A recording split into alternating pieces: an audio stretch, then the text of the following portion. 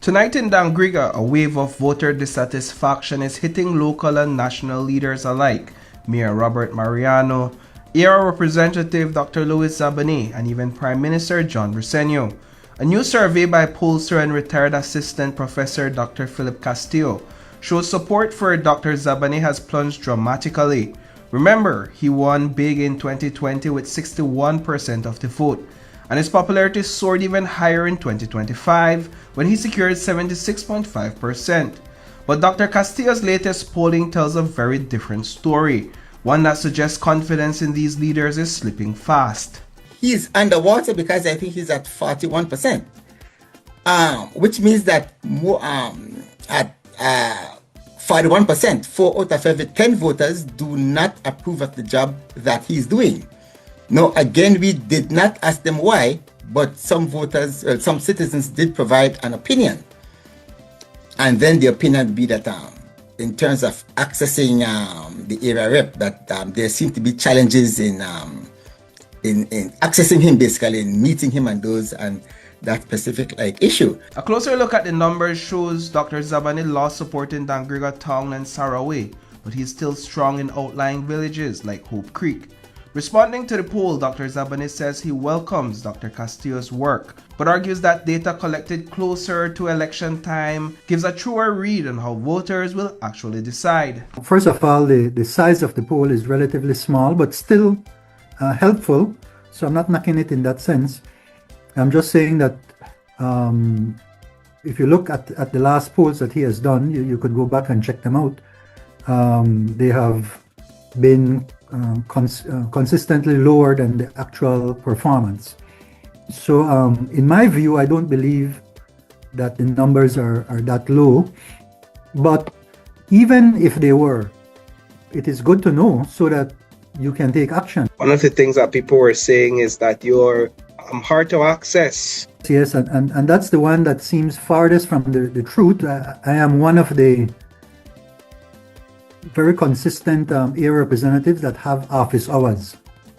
So on Thursdays, like for example tomorrow, I have my office, I am at the office. I have an office that is open from Monday to Friday, so persons can go, and they do go in. So besides the office hours on the Thursdays, I also visit on Saturdays, because we have Dangriga, Uruwei, and Hope Creek. Voters were also asked how they feel about the job Dangriga Mayor Mariano is doing. He first won the mayoral seat with 51% of the vote in 2021 and boosted his support to 63% in 2024. But today his approval shows a slight dip from where he started back in 2021. He faces election next year, 2027. So what the poll found this year is that he's back around, I think it's 48.9% or just about 50%. So he's in that range. But then a poll has something called a margin of error, meaning that the 48% could be as high as 48 plus 6, because I think the margin of error was 6.8%, or 48 minus 6. And then again, if you look carefully at the numbers, 17% did not have an opinion. They said not sure or they're uncertain. Voters also pointed to some persistent concerns in the municipality. They want better streets, improved garbage collection, and real action on unemployment, which many say remain a consistent challenge. When we reached out to Mayor Mariano for a response, he told us, quote, "I am appreciative of Dr. Philip Castillo, and although the next town council elections are a little over a year away, and notwithstanding a lot of change within that time, I am humbled by the favorable poll survey and results at this point in time. We are grateful for the public opinion and will do whatever we can to address their concerns." But the most striking number in this poll is the Prime Minister's approval rating in Dangriga. When voters were asked whether they approve of the job Prime Minister John Briceño is doing, just over half said they do not. I think it's only 20%. That's 1 in every 5 voters approve of the job that the Prime Minister is doing as Prime Minister. A similar percentage are not sure, but a substantially larger percentage say that they do not approve of the job that he's doing at this point in time. Is that, based on your observation, a decrease in his approval ratings in Dangriga? No, I can't answer that question because, to the best of my knowledge, this is the first ever poll being done of the approval rating of the Prime Minister. So there's no comparable data. For the Prime Minister, though, this poll may not. The people's campaign. And if you're not serious about change, I suggest you stay out of the way and give Cyril Uruwei Garcia. We could give her this chance. We want this change, we need this change, we need that change right now. We need our country back from the PUP and the UDP. We need our country back. Things are getting harder and harder every day. We need our country back. Cyril Uruwei, he look on the play. We need the people's campaign. And if you're not serious about change, I suggest you stay out of the way and give Cyril Uruwei Garcia. We could give her this chance. We want this change, we need this change, we need that change right now. We need our country back from the PUP and the UDP. We need our country back. Things are getting harder and harder every day. We need our country back. Cyril Uruwei, he look on the play. We need our...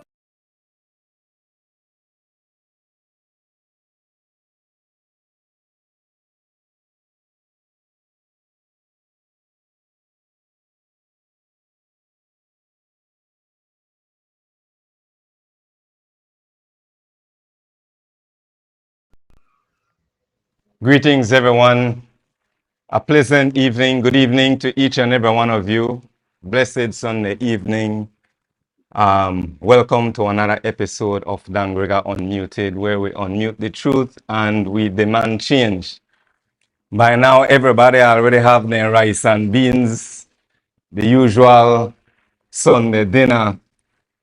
I want to thank all of you for tuning in this evening. You are seekers of truth. You are interested in what's happening in your communities, in your town, in your village, in your country at large. Tonight is going to be an informative evening. And I say it with a smile because, Jerry, you and Alberto Agas, you've been trying to connect and get together.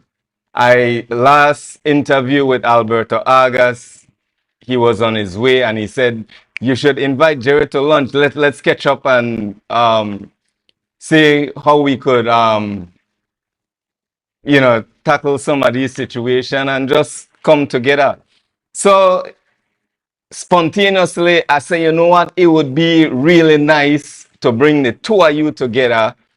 It's difficult to do it in person because we keep to miss each other. So I never want to wait too long. I say, you know what? Let's do this virtually.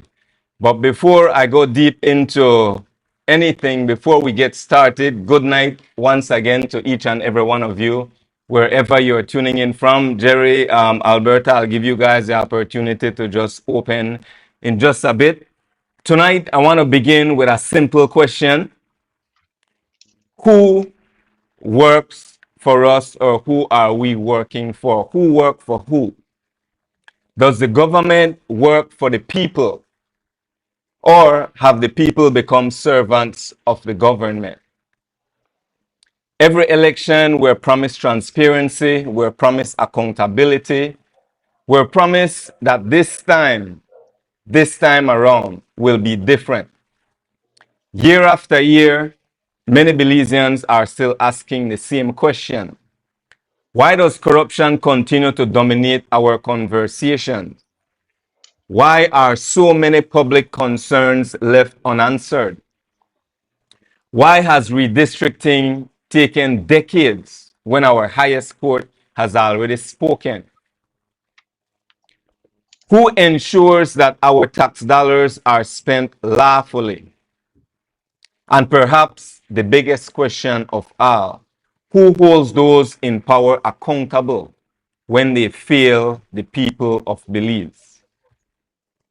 Tonight is not about attacking any one political party, not about defending any one political party. It is about defending something far more and far more important than any party, and that's democracy. It is about defending democracy itself, because whether you're a PUP, whether you're a UDP, whether you're independent or politically undecided, every Belizean has a stake in good governance. Every Belizean deserves government that follows the law. Every Belizean deserves transparency. Every Belizean deserves accountability. And every Belizean deserves an electoral system where every vote carries equal weight. Joining me tonight are two men who have spent years challenging the political establishment in different ways. Former UDP chairman, most of you are familiar with Alberto Agas, who has proposed bold constitutional and governance reforms that challenge how Belize chooses and structures its government. And national activist Jerry Enriquez, whose legal battles have helped push one of the most important constitutional issues of our generation, the fight for fair election and redistricting. Together, we'll examine how we arrived at this point in Belize's political journey. We'll discuss whether enough accountability has been demanded of the current administration. We'll examine what role the Auditor General should play. We'll explore whether Belize is truly on track to complete redistricting before the end of 2026. And with the 2027 municipal election rapidly approaching, we'll ask whether Belizeans are prepared to demand more from those seeking public office, or whether we continue rewarding promises instead of performance. So friends, families, tonight we invite all of you to participate. Challenge us, challenge our guests, challenge each other, but let's do it with facts, and above all, let's do it with respect. Again, good night to each and every one of you. Jerry, BT Guyon, good night. Alberto Agas, good night. Tonight, we are flip a coin, and I say, whichever one have heads, go first, because I am not worthy to put any one of you above the other. So the coin stands for heads. My brother Jerry, you go first. Thank you very much, Cyril, and thank you for having me on your show tonight. It's an honor for me to be here with Alberto, who for a long time we've wanted to meet and we never had the chance to do so. And seeing that I will not be available from tomorrow for a little bit of time, it was good that I rearranged my Sunday schedule to be here with you. So thanks for having me, and I look forward to a vigorous discussion and a very open and enlightening discussion. I've listened to Alberto's proposals also, and I really was happy to see that there is thinking outside the box. And definitely, we need to transform our country. We need to change the system. The system that we're under right now is spiraling downward. It is corrupted by corrupt politicians, and we need to find a way to get our country back. Just like the song that you just played, we need our country back. And the best time to save our country is before, as national hero Philip Golson said, the time to save our country is before we lose it. And so each of us citizens have to do our part to ensure that we bring our country back. So it was good to see Alberto's new thinking and new proposals for bringing the country back. I hope that we could also advance the discussion in that direction. Um, and we need more people of like minds to be driving transformation of the country and always. So let's see how that discussion goes tonight. Absolutely. Thank you, my brother Alberto. Well, likewise, of course, it is a pleasure to be in the company of Mr. Enriquez. It's been quite a while that I've been trying to get in touch with him. It's just so unfortunate that we're meeting in this formal setting. What I've wanted to have a personal off-the-air discussion with him, We But will. we're basically pursuing, I believe, the same objective. Redistricting, his exercise is basically confined to in regards to redistricting. But while redistricting is very important, extremely important, in fact, I am also thinking about the overall overhaul of the way the polls are taken in this country, because Mhm. over the many years it has been open for all kinds of maneuvering. We saw it highlighted in the March 2025 general election, to bring it to the attention prior to the election, because Mr. Enriquez was in districting exercise, wanting it to be done before the election. There are certain things also that I was pushing for to change as to the way how the polls are. Fortunately, they were not changed, and we end up countrywide in a mess, and basically skewed towards, of course, the party that controls the electoral process. So it's a pleasure to be here, and look forward for the questions from the people, and I am prepared to share my views and where we go from there. Very good. Thank you, my brother. I want to state clearly for the record, as much as it is difficult to say, this is not a political discussion per se. And really and truly, it is not partisan. Tonight's discussion is going to address current issues that we're facing. Tonight's discussion is going to challenge our leaders, challenge the system. Do we have a system that is fair, that is just? Do we have a system that is holding our leaders accountable?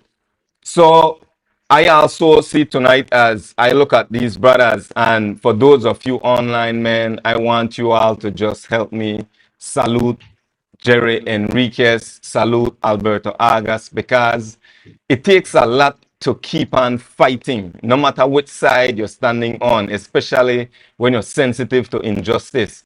So, let me see the likes, let me see the hearts. These men they don't ask for it, but it's an opportunity for me to acknowledge them and to thank both of you, Jerry, Alberto. You men have always been readily available to reach out and say, you know what, Cyril, I got you.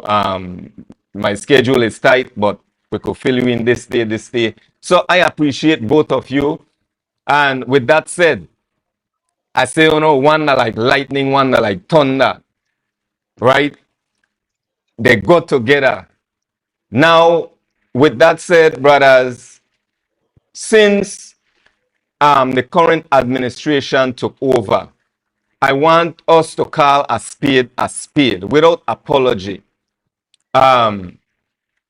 We look at a lot of what we deem have gone wrong: misappropriation of funds, corruption, families getting involved with deals and contracts, the fight for redistricting. I remember as soon as the 2025 election was over, the day after, the 13th of March, we understand that most of the CEOs, all CEOs' salary were increased just like that.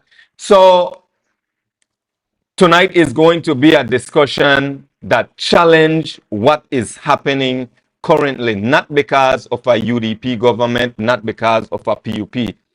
So, Jerry, since you introduced yourself first, give me a global perspective, an overall perspective as to what you see in Belize, what you think our problem is, and what should be the solution to better our situation in Belize. That's quite a I know it's tall loaded, but order, but let me see how I could break this down. Um, if I think back to the time when Belize gained its independence, 1981, we're approaching that time when we will celebrate Belize's 45th year as an independent nation. And we say that we're independent, but we really have a long way to go. We're not truly independent. But we became independent at a time when there was global crisis. There was a huge crisis around the late 1970s to 1980s, and there was a shrinking in the world trade.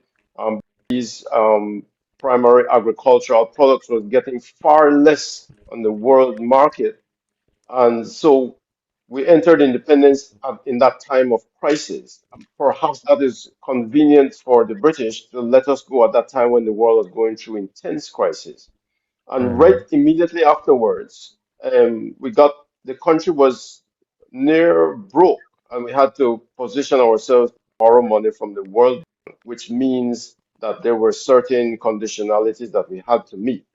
And so, as a result, in 1984, the United Democratic Party came in and they took some of these drastic measures as a way to try to balance the country after in this crisis so as to get World Bank funding on other loans. But included in that, for example, Belize made an arrangement to sell off 700,000 acres of Belize's land to Coca-Cola Foods, which is about 1/12 of the country sold in desperation to get some cash to run the country,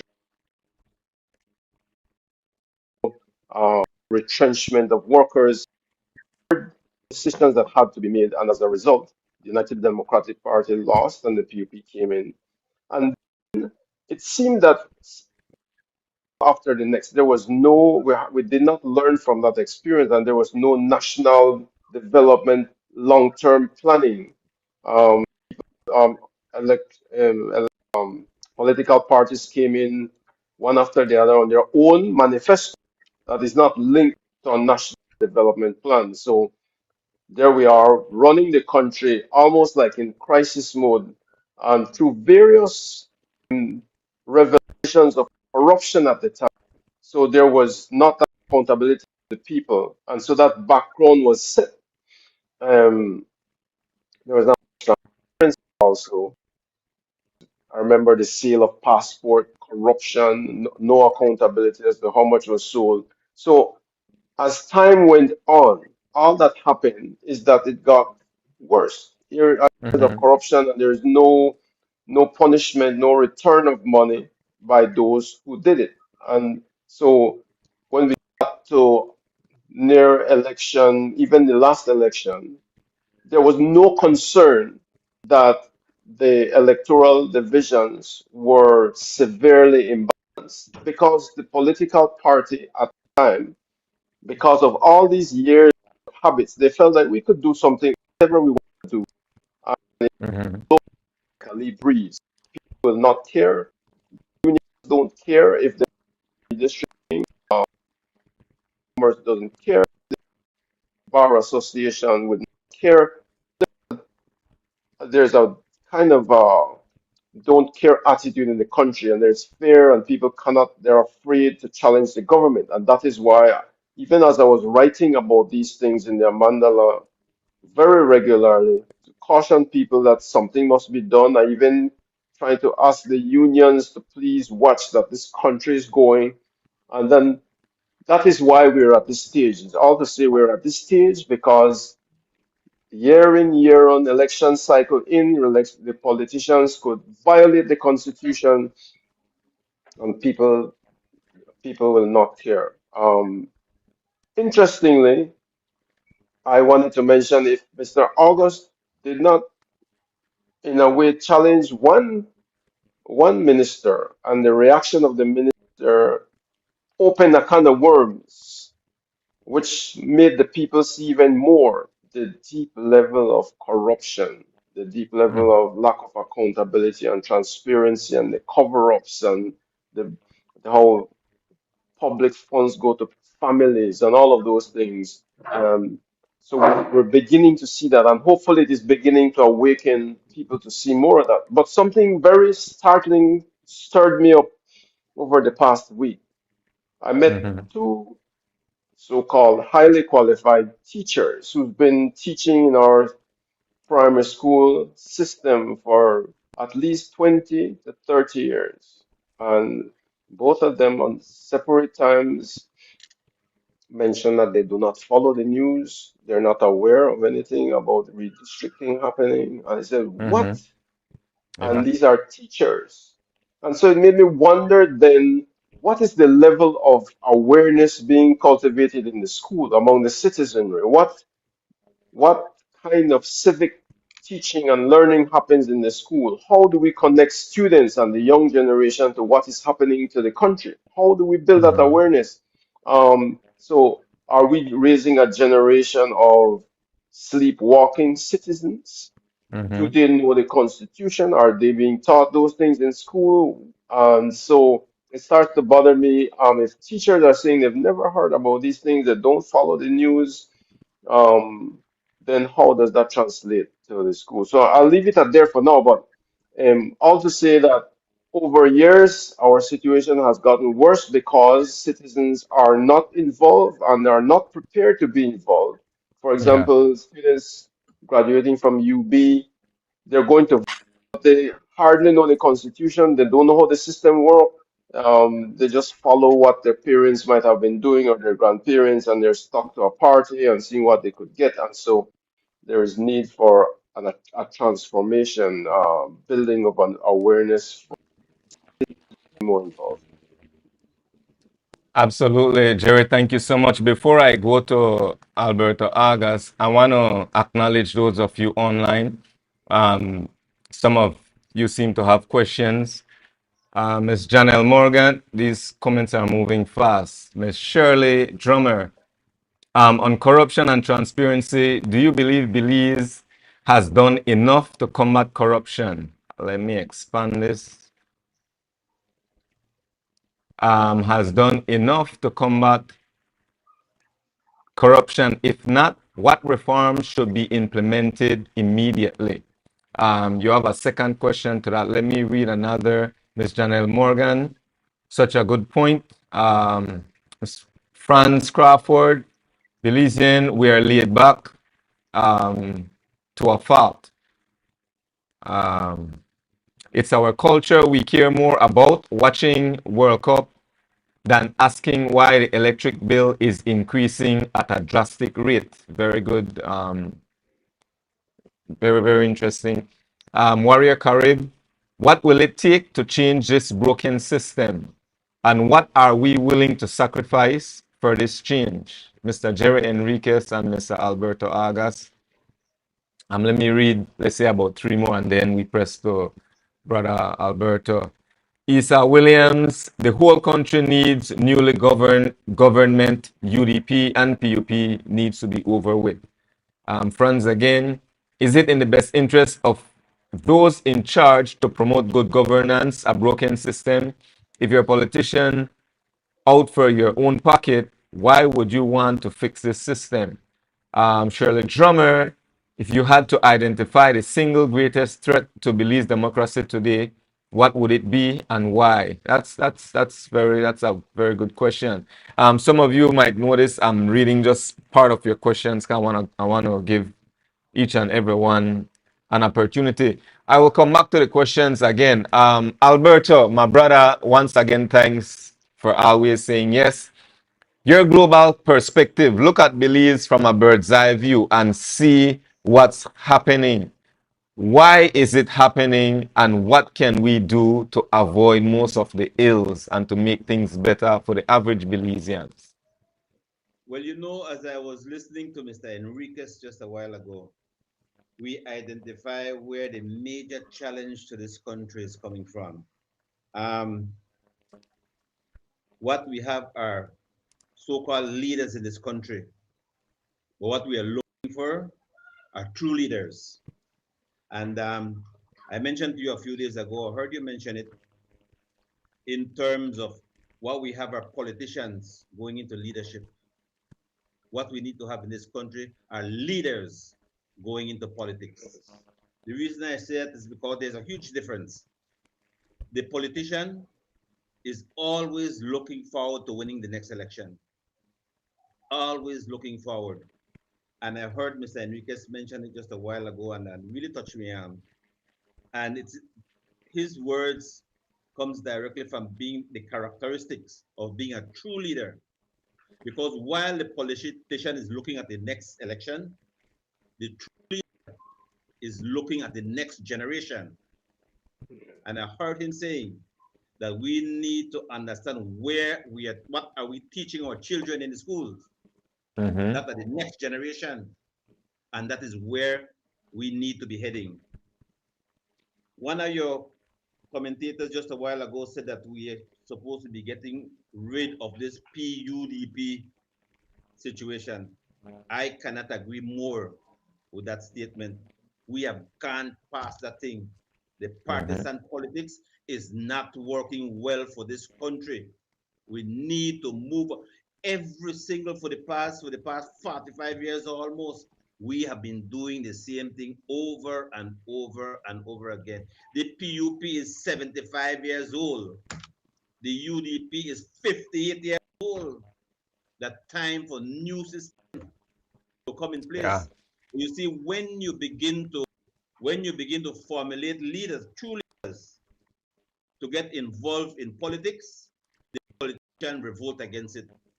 There are some people who are saying that to implement the change in the way how in line with what I might be recommending, it will require a revolution. You know why it will require revolution? Because there are persons who do not want to let go. Those corrupt ones who see politics as a way of getting rich. And we need to move away. We need to move away from that. When we look at, you were saying, sir? You wanted to No, go ahead. Go ahead. I thought you were done. Go ahead. When you look at the situation, what is affecting this country right now is the fact that there are some people who think that they are leading and they have access to the lifeblood of this nation, and then they abuse. The time has come. The time has come for us to separate them. If you have the rat taking care of the cheese, this is what you will have, and this is what we have been having for almost 45 years. It is time to separate the cheese from the rat. And I believe that when you implement the system I am suggesting, it is going to go a long ways to relieve this nation of what we are in right now.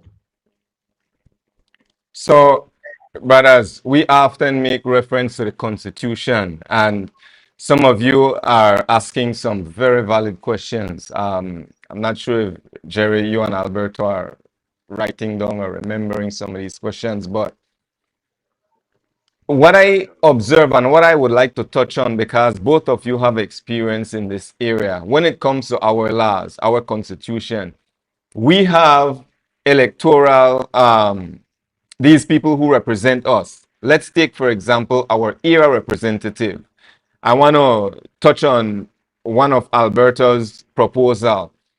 Every era representative should be working within their area for the people, right? They are representatives, so they must be speaking and acting on behalf of the representative. But Jerry, we have laws. You've been going to court in and out for this redistricting thing. You've been requesting information under the Freedom of Information Act, which is part of the law, the Constitution. Like, you are playing by the books. But still, you get blockages. You arrive at stumbling blocks when it's the government, like coming from the Attorney General. Let's say, okay, well, this applies to this, but you don't apply to that one. Like, they use rules to twist and turn and go around the truth. So my question to both of you, it's apparent that our leaders, both from the red and the blue, know how to manipulate the system, know how to use laws. It is known that UDP send their own people, give them scholarship for go study law.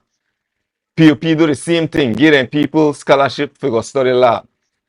When a serious citizen, one needy citizen, want an attorney for take on a case, they can't get nobody because this one too political, this one that for the red, this one that for the blue. So where do we draw the line when it comes to our constitution, the highest law in the land, when you are using the law to speak for you and say this the way you say in the law, it can't be more than 15% or less than 15%, but they still come back and find something to say. Doesn't that get frustrating? I mean, knowing that, Jerry, Yeah. doesn't that Well, get frustrating? well, the Constitution is the supreme law of the country.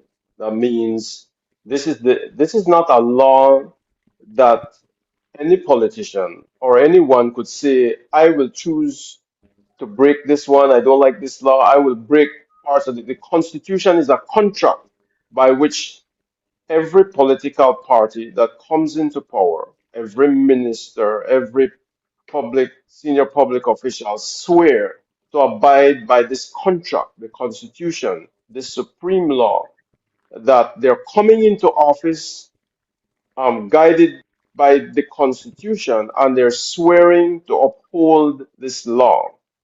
And that is why each minister, each member of cabinet, each senator put their hand in the Bible as a symbol of swearing deeply to their God and the people of Belize. Now, what we're seeing is that what the one they swear one day, even as they're breaking the law. So Mm-hmm. the Constitution then has no, and there's no one to challenge them when they break the law. And so they get by over and over and over. So, in my experience with this case of for redistricting, which should have been a short, easy case, it should have been done by now. But what happened is that we have so many roadblocks that were put in our way. Mm-hmm. The misconduct of the judge. We report the misconduct of the Judicial and Legal Services Commission. The Judicial and Legal Services Commission acted very arrogantly to try to treat our complaint very lightly and almost brushing us aside. I have to be writing them over and over to find out what is going on with the investigation and repeating the same thing. Well, the matter is under consideration.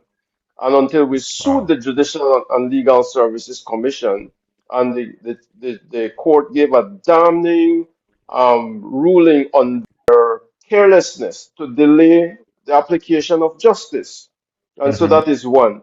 And then when we took our court to case for the injunction, then the judge also, in an open mic discussion, talking about or saying things about our case that we found very compromising. So we had to also address that.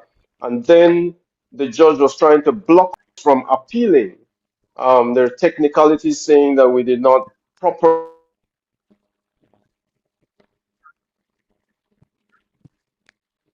CCJ for the CCJ to rule that we are due to be for our to be heard. And then the judge trying to impose a wasted cost on my attorney. All of these hurdles that we have to cross and we had to work hard to Mm-hmm. cross was exposing that the corruption was deeper than I even thought. When I saw these things in the judiciary, it made me question whether they're compromised. And so those were some of the experiences that I've had. But we have to stand on the truth. My whole fight stands on the Constitution. You can't. There's no wavering about that. There is no even the Prime Minister, the ministers, the Attorney General. They know the Constitution. They've sworn by the Constitution, and it is very clear that they got into office breaking the Constitution. And so that is why I've challenged that in court, and we will see this to the end.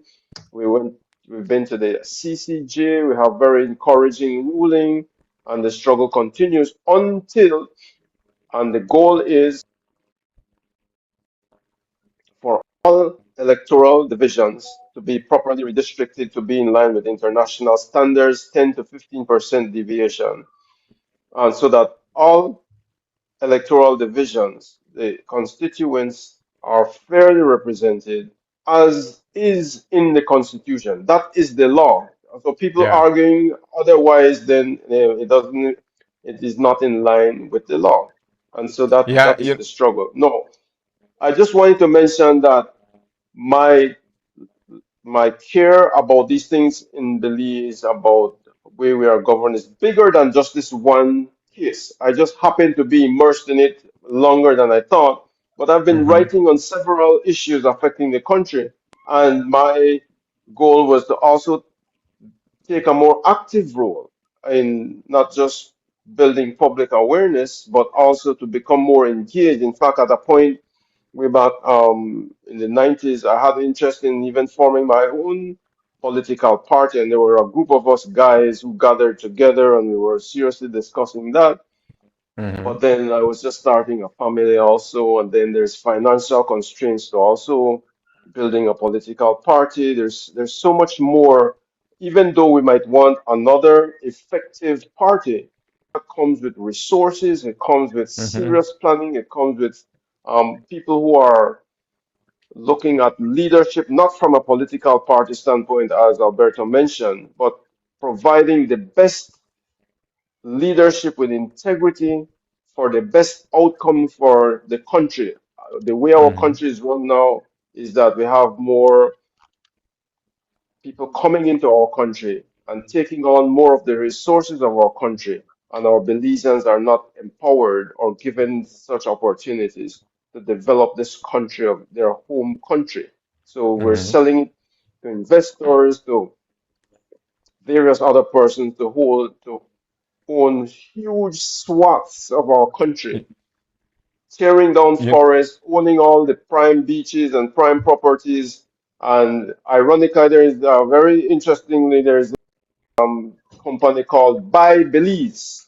I don't know why they use that, but it is literally what they're doing, selling off the that assets is of true. Belize. I've seen it. You know, And Jerry, this is, and before I go to Alberto, this is what I've been trying to hammer on and question a lot. All the hoops that you had to gone through and that you're going through, things were supposed to be simple and straightforward.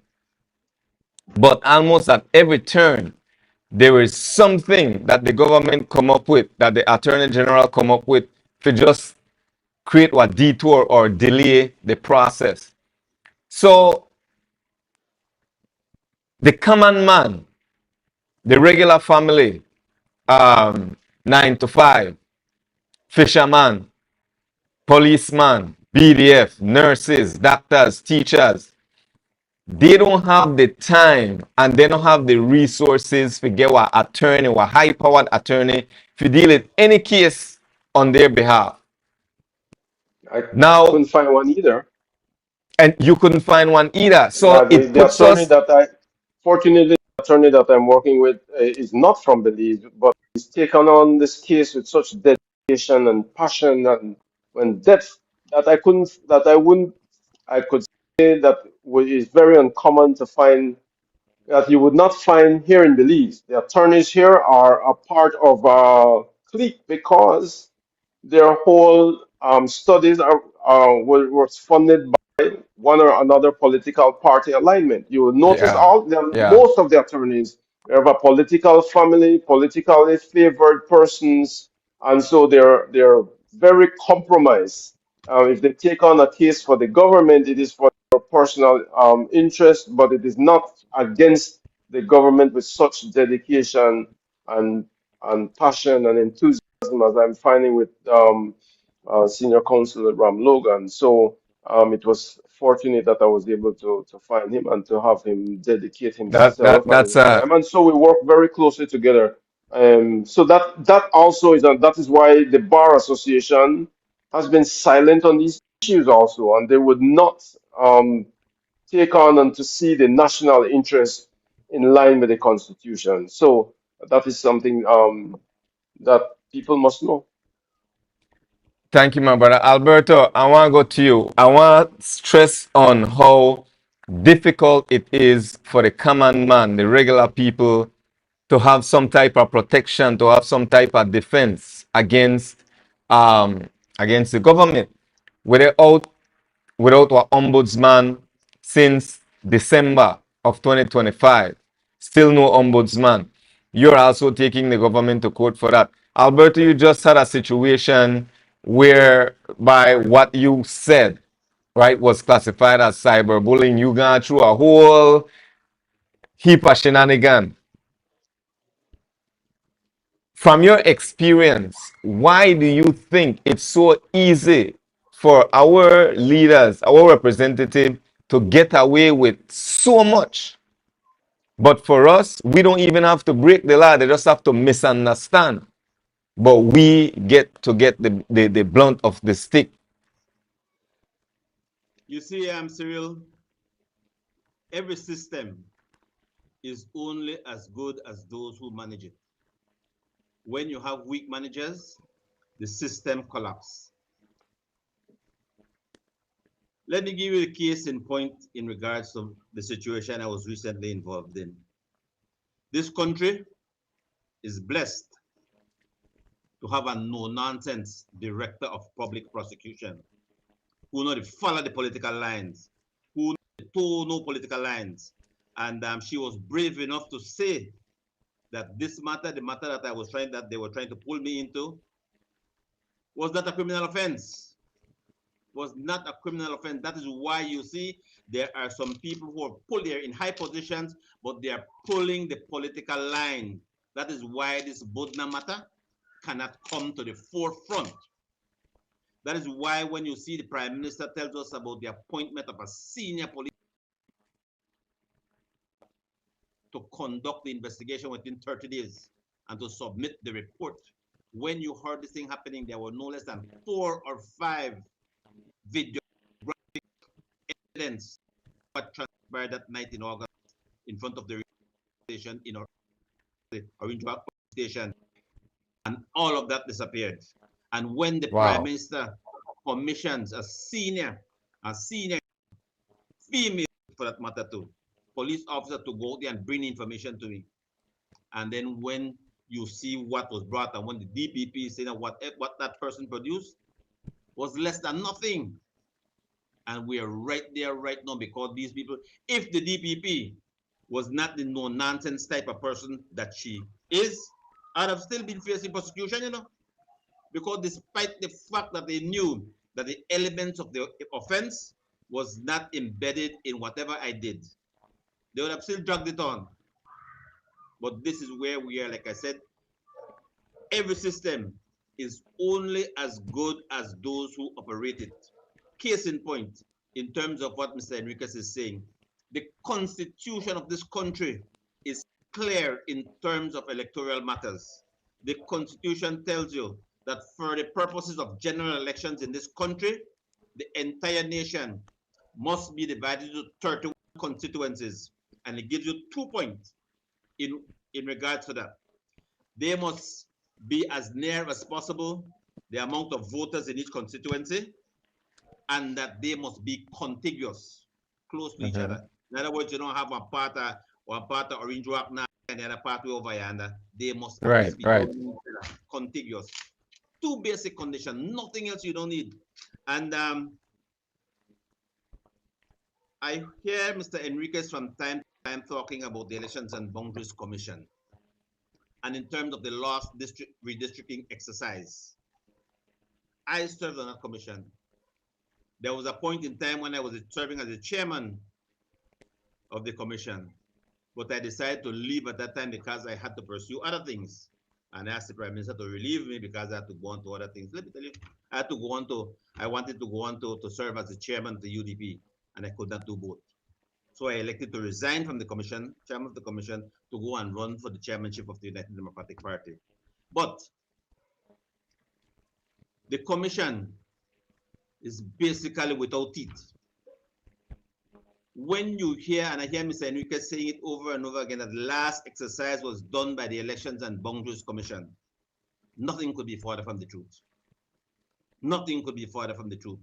That was done by a group of people who, after they finished it, they brought it to the commission for approval.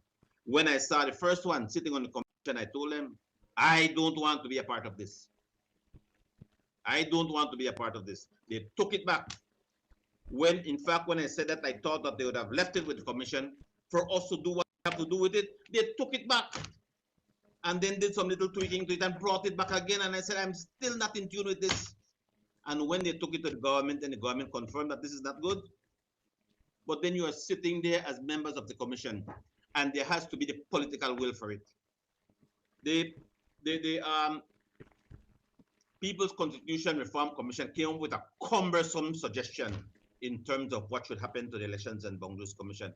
And they were talking about increasing the number from 5 to 13 and all kind of things. All you need is the political will to get it done. But the way how it is set up right now, it is difficult to do that. In terms of the electoral fraud, prior to the 2025 elections here in Kayanaut constituency, when I brought that matter to the commission and when we discussed it and when we put it to a vote, the 3 members of the government decided that nothing went wrong. And then when I asked them during the meeting, and they voted 3-1, 3-2, and then they voted, and I asked the other 2 members, apart from the chairman, explain to me what happened in Kayanaut. They don't know. They couldn't tell me. But yet they voted and said that nothing was wrong with it. And this is where we are. But if you are serious, simple solution to address this matter, if you are serious, man, let us rotate the chairmanship of the commission once or twice or 2 times or every 2 years. And then you will have a swing where, but for in perpetuity, for the life of a government in office, the commission is totally controlled by the government. So if you say the first 2 years, the PUP have the chairmanship, the second 2 years, then the chairmanship is rotated to the other party. Maybe so you might have some balance, some balance in this matter. But right now, how it's at, there is no kind of balance in terms of it.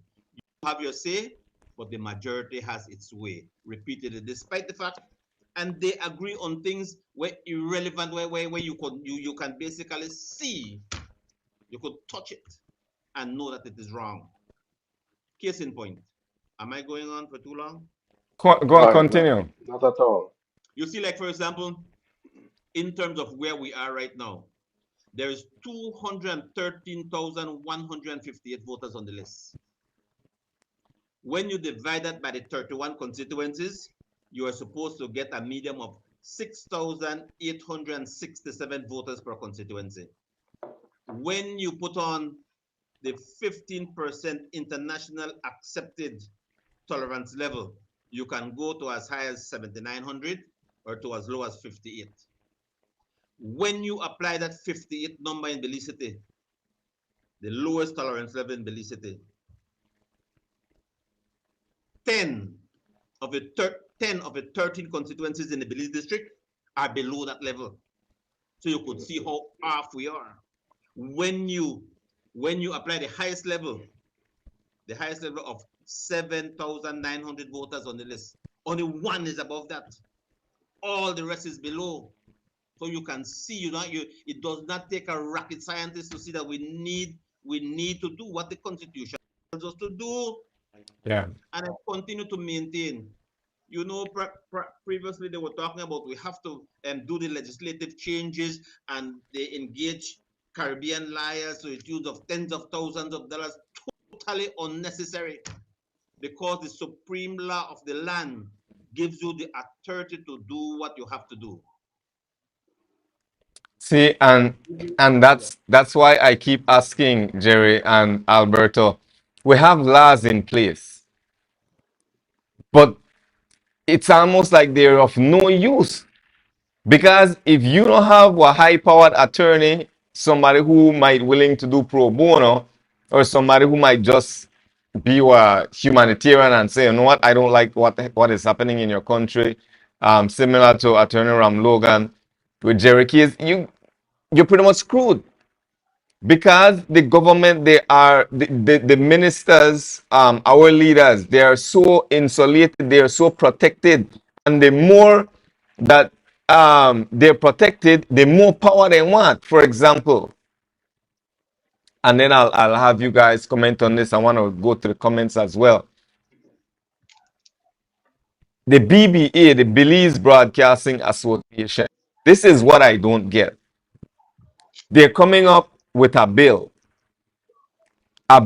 that where people like myself who go live regularly, who might, they not say that people who call out the government, but it's more people who go live regularly. They're creating this separate bill where we will have to get a license and we will be monitored as to what we say. Personally, for me, it's a form of censorship based on what I have read, based on my research. You will have fines for as low as $10,000, $50,000, $100,000.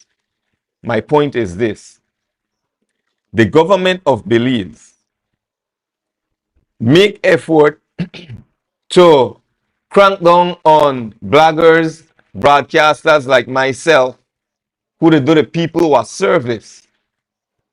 When so many things have gone unaccounted for, we still have redistricting pending. We still have this mirror situation pending. We still have the ombudsman pending. So many corruption, land issue, so much corruption. But then the government is now spending time paying attention to bloggers.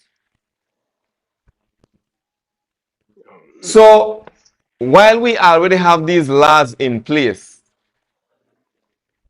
why we cannot hold our leaders accountable? Why it have to be such, a lot of money have to be spent, a lot of time has to be spent. How much of your time done already spent, Jerry? Well, the system could only survive when people continue to sit on the fence and watch and are not engaged. That is why the government operates the way it does. They hide information. Suddenly they make themselves lords of the country, new colonial masters, rather than servants of the people bound by the Constitution. Suddenly they're dressed in naked arrogance that I could spend your money, but I don't have to tell you at all. I don't have any accountability to you. If those information that we're recently seeing was that if it was not leaked, we wouldn't have known all of Yeah. these, and there is far more, I bet, that is still yet uncovered. Suddenly they become almost like new colonial masters. So, and what they do is intimidate those who are truth tellers to try to shut them up. And that is perhaps another one of the aims of controlling the media. Um, Mhm.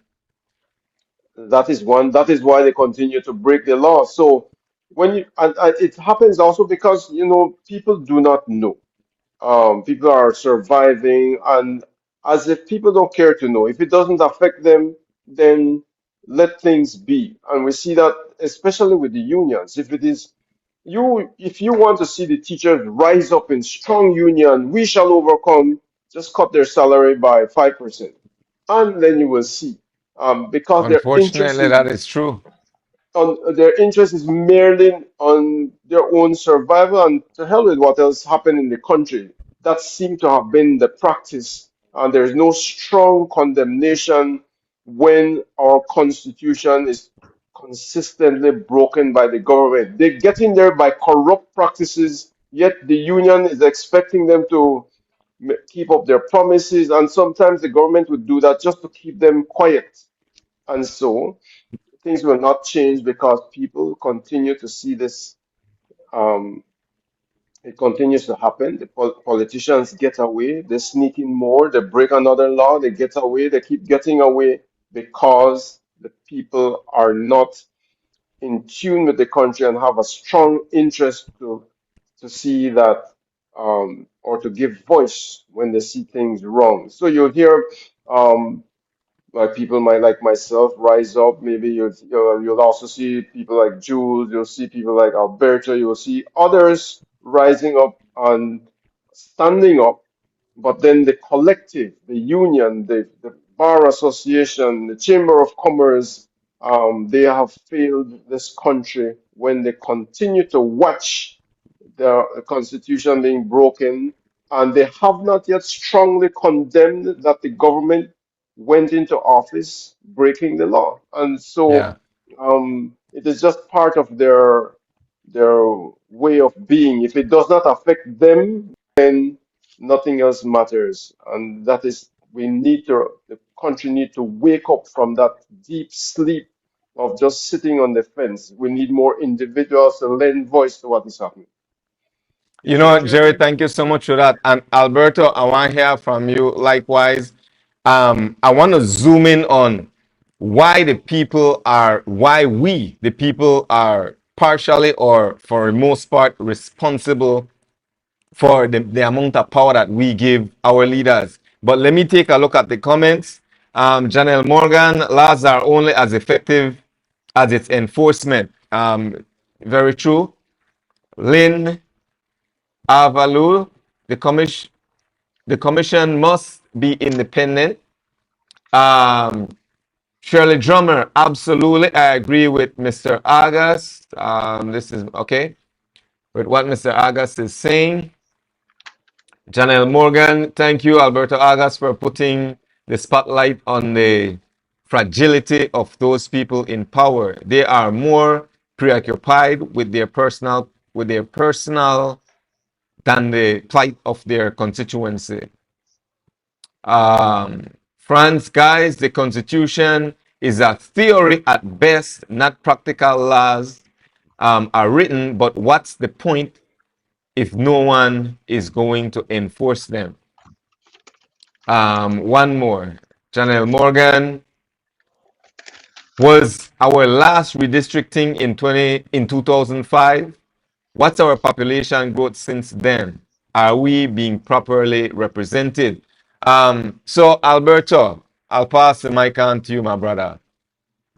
okay. You see, Jeremy, we need to go from whence we came.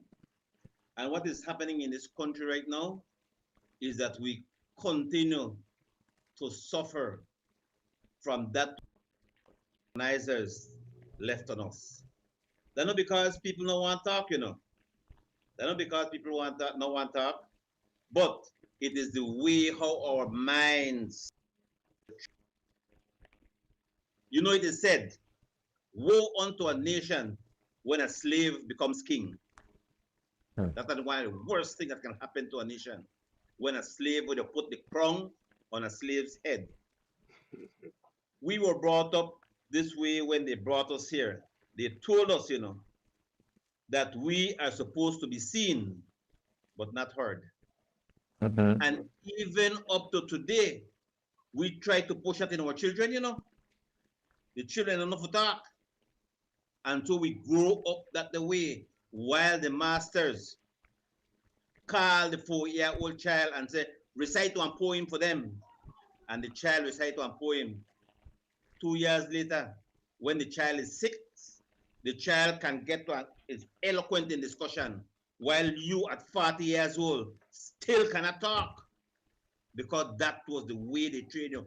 40 years old, the child is 4 years old of the colonial master and can recite a poem to you. You 40 years old and you are afraid to talk. That is why, like, for example, when you see you in a gathering and then tell you to stand up and say something, you can't say it because you're not trained. You're not trained. You are trained to just be seen and not be heard. And that is what we have to change, that mentality within our people. That's not because the people don't want to talk, you know, because they are taking the licking. Currently, we are all taking this licking. But like what Mr. Enriquez said, in terms of the BNTU, it is only when it affects them personally that they take action. So what the government does, keep them satisfied. Yeah. Make sure you don't touch your salary. Make sure you give that small group the increment. what is happening to this nation right now is that 1% of the nation is making laws for 90% of the population, and 95% of the population is handling the finances for the entire nation. And that is what is affecting this country right now. That is what needs to change. We need to get out of this PUP UDP situation that we are in. It is dividing this nation. It is crippling this nation. We are seeing where politicians act like they're leaders, go into government only for the sole purpose of getting rich. Yeah. We cite classic example. Once you're liberated and your mind open, you saw the kangaroo-ness of what happened to this nation on Friday in the House of Representatives, where you saw the executive, the cabinet, and the legislature coming together and taking the Belizean people for fools because they sat in that cabinet for the past several weeks between sittings of the House and make up all these kinds of things on every single occasion. The presenter of every motion, in concluding the presentation of the motion, tells this nation that this motion has a recommendation of cabinet, and cabinet are the same persons who have voted on it, right? You saw how the House meeting went for 12 hours from 10 in the morning until 12 in the night. You know why? Because the majority of the laws that they were seeking to push on the Belizean people went all through all three readings one night. So they present it, they recess the House, they go into committee, they come back for the second reading, present it again. All those in favor will always say aye. And then they carry it again, recess again, and then go and present it for the third time. This thing was designed for when you present it, it is taken from out of there and brought amongst the populace for discussion. For our input, then it goes to the second reading, where the second reading or input is taken into consideration, and they make the amendments, and it comes for the third reading and is passed into the law with concurrence of the entire nation. But like I am telling you, 1% of this country, 1% of this country is making the laws for this country. That's why we have cyberbullying laws, these stupid knee-jerk reaction legislation. Yeah. Where this nation, like Mr. Enriquez is saying, this nation already has laws in place, you know. There's no need for all of this. But the cyberbullying law, for example, was birthed because some senior police person wanted to silence those within the police department. While we already have anti-defamation of character legislation on the books of this country. If you defame me, you go to that section of the law. There's no need for you to go anywhere else. And when you see, like I am in this framework that I'm suggesting, there has got to be separations of the three powers of this country. If you don't have separation, you're going to have exactly what is happening right now. And there's already some level of it, you know, because like I am saying, your executive be appointed by the leader of government, the technical people, the educated people of this country, the young Belizean who goes to the best university and architectural degree and comes back and is appointed as the Minister of Works for this country. Yeah. Or the best medical technician. No, a man will pick up because he comes from some country in Orange Walk and you are put to run the medical service of this country. And then you see that's when you look at the meeting of the House, you will see them get there and you will see them read off some paper. What part do you think then the paper come from? The same technical persons write those papers for them. And then they bring it, sometimes they don't even know how to read it. But if you had a separation of power where the same technical person who wrote that paper could come to the House of Representatives as a special invited guest and present that document to the people. And then so Alberto, I want to ask you and Jerry, how do we as activists, I need have to be activists, BNTU, all the other unions, how do we get the people, to those listening right now, whether on an iPad, on an iPhone, on a big screen TV. Come on, man. We must get to a point where the leaders respect the will of the people. We're just giving them a free ride.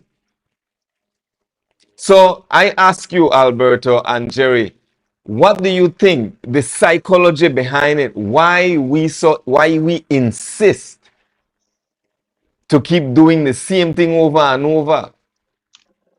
We got this popular term where we call homegi. Eat or not eat, PUP. Eat or not eat, UDP. How do we get across this and start to make decisions what are the best for a town, the best for a village, best for a country?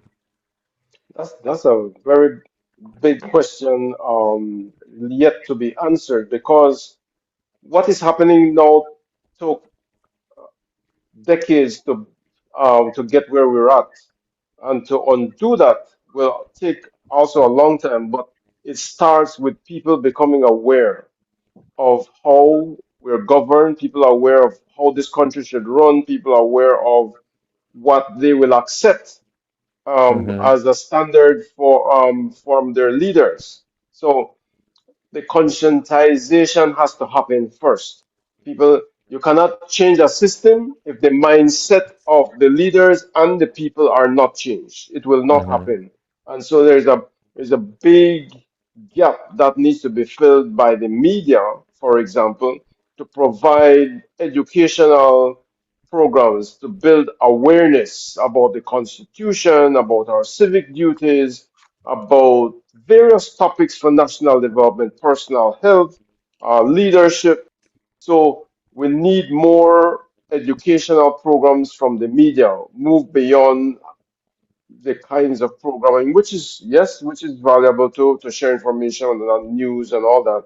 But there has to be more investment, even in social media, even like what you're doing, Cyril, using this platform for building awareness on national issues and for building awareness about how our country could be different and how it could be transformed. So we mm-hmm, need like a flood of that in a short time to lock people in, those who are interested, but also to try to get more and more people tuned in and aware, and for people to decide on how we're going to have our country for our future. If we continue this pattern, we're condemning the future generations to suffering even more because the generation, like the previous, have failed to address critical issues for national development. Um, Desperately, as Alberto mentioned, this PUDP system is not working, and those who are in the system are not going to change it because they're benefiting handsomely from the system being in the status quo. What will change it is fresh new leadership, new mindset, new commitment, um, driving forth a long-term plan with integrity and making the hallmark of their work um, to get rid of corruption. Corruption is a serious issue. In mm-hmm. China, for example, that's a death penalty because Wow. you're robbing the people's money and you're condemning people to suffering from the lack of resources due to your corruption. In some countries, it's a very serious crime. In Belize, no politician has been to jail for corruption. They continue same old, and I I guess saw, they're protecting each other. I don't want to make light of the situation, Jerry, but I saw, I, it doesn't look like AI, but this one leader, there was a caption of a political leader they put around a tree. Yeah, I saw it. Tie the Yes. man, tie the man hand around a tree and they lash that bugger there. I say, I said that's Yeah. exactly what we need to start doing there one year. Cyril, Nobody is being held accountable. Yes, Alberto. you see, I'm listening to Jeremy also, and in terms of what he's saying, that we need new leaders. in this country to get out of this quagmire that we are in, this difficult, this hardship that we are in terms of how this country is going. Mm-hmm. Now, new leaders we need, what will happen, because what we need to do is to take away the cheese from the rat. Yeah. Because if you bring Yeah. new rat, they want to still eat the cheese. So Mm-hmm. we need to find ways of separating the rat from the cheese. Okay, what? Old rats dead off, New rats come in, and the same difficulty continues. In Uh, terms of the Deep Belize Broadcasting Authority, it is exactly what they're doing, because you have a slave wearing the crown. So the effort is to silence the voice of discontent that they mm-hmm. define as discontent. When you have a group of people who come up and speak and want to make the change, and in terms of this whole situation, like I am saying, when you look at where we are governed, the current rats mining the cheese, it is costing this government $250,000 every month to pay these rats. Hmm.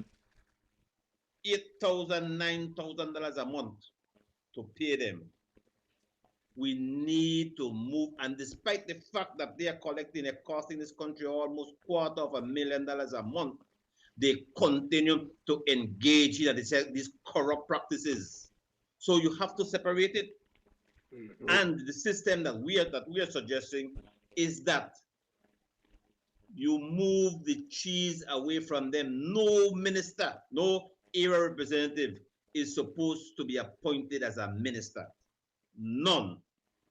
You win your seat, you go into your constituency. The prime minister announces or makes known the need to appoint technical people to serve in his cabinet. You can apply. You're applying for a job as a public officer. You know, if you got it and you do foolishness, you have paid, like I said, $200,000 for your education. You go there, and within 3 months, sir, you go there and got Mm-hmm. thief. You know what will happen to you? All your studies is going to go down the road. You are waste everything, because nobody is going to employ a crook. Yeah. Nobody. So you will need to ensure. You hear we always talk about my image is important to me. When people get engaged in this kind of activity, all we see that is happening right now, they don't put them on leave, They request to go on leave. Yeah. Yeah. Yeah. So when That's a major flaw in our system. Yeah. And so then afterwards, you can come back. But if you are a technical person engaged because you applied for the job, you applied to the prime minister to be appointed as a technical person in his cabinet, when you slip up, you gone. And when you gone, all your reputation gone along with it, and it's going to be difficult. You have all the degree in the world, but because you got corrupt in the handling of people's finances, that is it for you. And you know what happened? There are some people, because when you are a leader, you pursue a purpose. You pursue a purpose. And in pursuing your purpose, you have people following you because they like your purpose. It is like, for example, you're on this show right now, and then you see the last time you mentioned it, the amount of viewers went up. It is not because they like to see Alberto August, because I'm not a beautiful sight to behold, but it is because of the material that you're pushing to the people. They want to hear about it. But politicians who appear to be leaders, it's all about them, about me. No man, come on this show for see me. People come on this show because they want to hear what you have to say. It is like, for example, if you're walking down the street and you see one tree, you're not going after the tree because you like see the bark or the leaves. Why are you going after the tree? Because you want the fruit. And the tree does not have any fruit, then you will move on. yeah. If people tune into the show and they see that it has no fruit, they are going to tune out. And this is what is happening. Politicians, they tend to get too possessive. You hear them talk about my secretary, my vehicle. You hear the commissioner of police talk about my police. Sir, those things are not yours. That is why you see when they partner, that's why you see they go to all levels to hold on, because that's their identity. So when they're dismissed, they get sick and they die because they believe that for them. No, sir, you Yeah. pursue a purpose. And when you are relieved, in whatever capacity, your purpose continues, sir. Your purpose continues. It's not about how much people, and that is what politicians do, you know. In their office, they maintain what they call a register of supporters. No, man. No, man. You have to think about the next generation and not the next election. And once we get that change, everything else is going to fall in place. Like I am saying, $250,000 it is costing these taxpayers to maintain the current set of rats that we have in there. And despite the fact that they're properly paid, they still touch the cheese. We have to remove ourselves away from that. And how do we do that? You know, Because you Alberto, you will see. Sorry. no, You will it's all right. see. I wanted to say I like the idea of separating the rat from the cheese. I brought up the idea of UNCAC as well. For over 10 years now, this has been on the table. And I would want, Jerry, your take on this. But before we go deep into these topics, I want to invite those of you in Northern Illinois. There's an organization near you, UBNI, United Belizeans of Northern Illinois. They host a gala every year to raise funds. It's a scholarship gala where they help other youths, other individuals further their education through these scholarships. So if you're in the Chicago area, Waukegan, anywhere in Northern Illinois, reach out, see what's up. It's an event where you could go and rub shoulders with people who want the same thing, who have good intentions for the future of Belize. Tonight, friends and family, I have with me brother Jerry Enriquez. He's an activist, he's an educator, he's a longtime fighter for redistricting and fair elections here in Belize. My brother Alberto Agas, former chairman of the United Democratic Party, both powerful minds in the in national politics. We're talking about why our leaders are not held accountable. We also they look at the electorates, those of you, the voters, those of you, the campaigners will go out. We understand how life hard. We understand how we don't have to make no money. But really and truly, we have to get to the point where we stop behave in a this fashion that we have to vote for PUP because that's my family party. We have to vote for UDP because that's my family party. We need to look at our leaders, voting quality leaders so that our tongue could become quality. All right?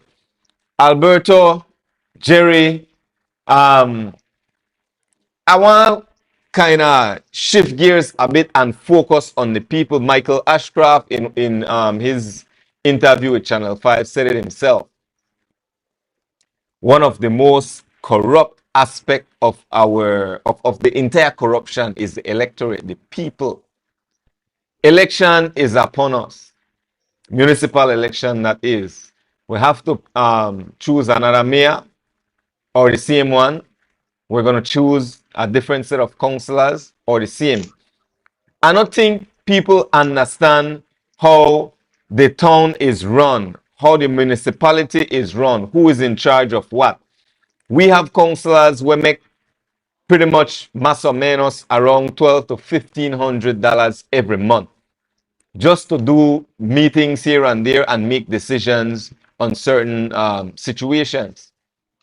We have a mayor who's supposed to look out for the town and make sure that the town, the drains are well kept, well maintained, streets are well paved to the best of our ability, the trash, garbage, and all that. Bring opportunities for the people at Belize. Alberto, Very well. In terms what of say you? right, in terms of at the municipal level, it is exactly the same thing that happens. You talk about town councils making $1,500 a month. Maybe that must be 10 years ago, 15 years ago. Sir, the councillors in San Ignacio, for example, make $2,500 a month, plus a $500 entertainment allowance, $3,000 a month. Sir, Wow. a person with a full-time job not even make any kind of money there. True. So what you see happen now is that lots of them, that are just the salary now. Then there's also the other perks associated with the position. You see lots of them coming forward, wanting to offer themselves, sir, and it is not about service to the community. Sir, it is about the money that is being made.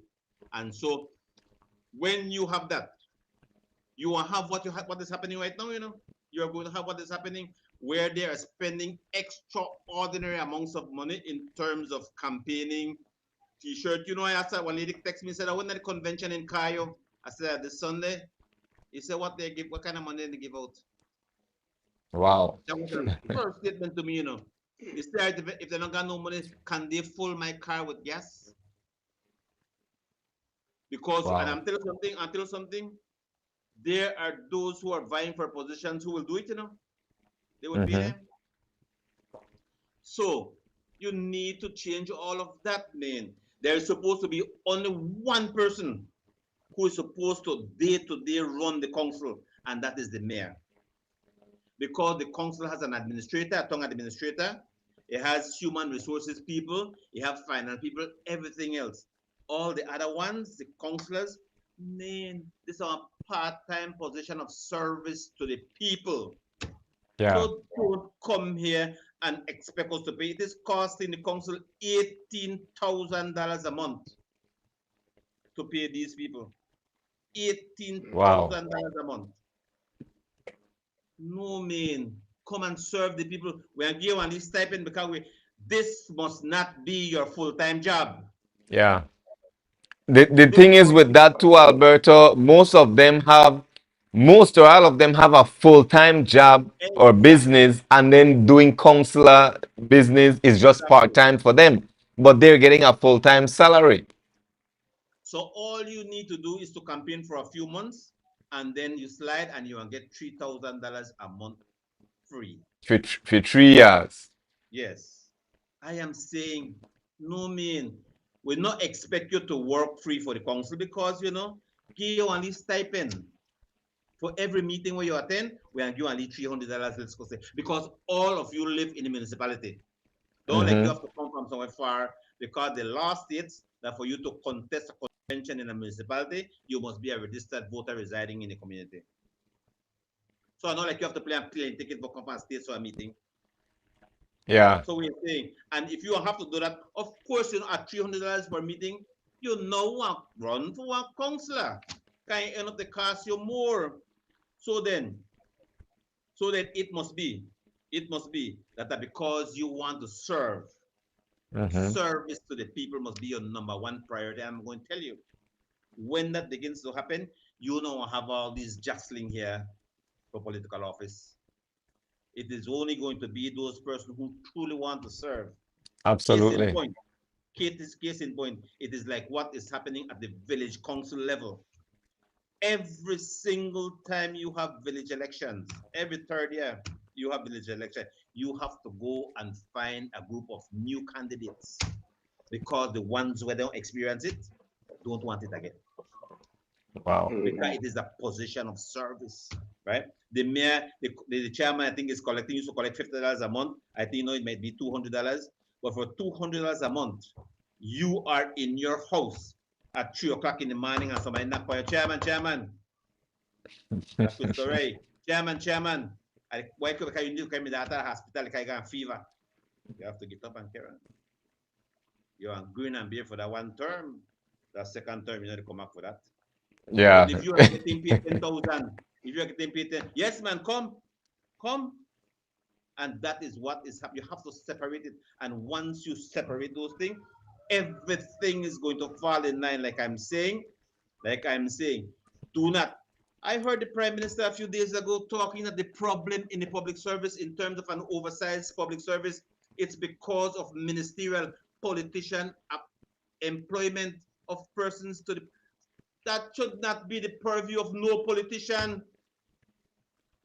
But that is what he's admitting. The wage bill is high. So what they're going to do now is that they're going to downsize the public service by attrition. They have to wait. That's a long process. When you retire, they don't put nobody will fill your spot. All of because politicians, and he admitted it, because politicians are employing people within the public service. That should not be the case. You have a professional public service ministry. That is the area that is supposed to be engaged in employing people, because that is what is happening. That is what is happening in this country, and it creates nepotism. For example, in civil aviation, the former CEO have a wife, daughter, they work totally unqualified. No, man. The various ministry, your various technical persons in your ministry, not a politician, will call you and say, listen to me, I need a secretary here. Then you are going to advertise the position, or if it's available, if you have application from amongst your application, then you have interview for persons who qualify. No politician will tell you, all right, they have a secretary open, and put me cousin in that. Yeah. And that is what is happening. They are also engaged. And not only because for the purposes of requirement, they're also engaged in putting people that are not necessary on the wage bill of this country. Classic example, the Belize Port Authority. We know, that there are several gross workers getting paid and not showing up for work at the port, but the Port Authority must pay them. Where do you think the Port Authority gets the money to pay them? And not leave it money, it gets the money from the dues that they charge the importers. What part do you think the importers get the money to pay that? From all of us here. So how much we talk about more or less, Alberto? Sorry, I never. How much money we talk about more or less? In terms of what? No, you said they have to pay the money, right? Yeah, they're handsomely paid. The ghost workers are handsomely paid. And in some instances, they're collecting more than executives at the port, And then after, I remember one time I served at the Port Authority, and I remember clearly Manuel Esquivel's instruction: go there and minimize costs for the importers, because when you minimize costs for them, they pass it on to the consumers. And the same adverse effects it have when they pay more, they put up their prices, and then the people have to pay big prices. Jerry, Alberto, your suggestion, your proposal, and again, I'm going back to taking away separating the rat from the cheese. Jerry, I know you are a major proponent for UNCAP. Alberto's proposal make a whole lot of sense. I agree with it. But I also feel that we still need to consider UNCAP. What are your take on that?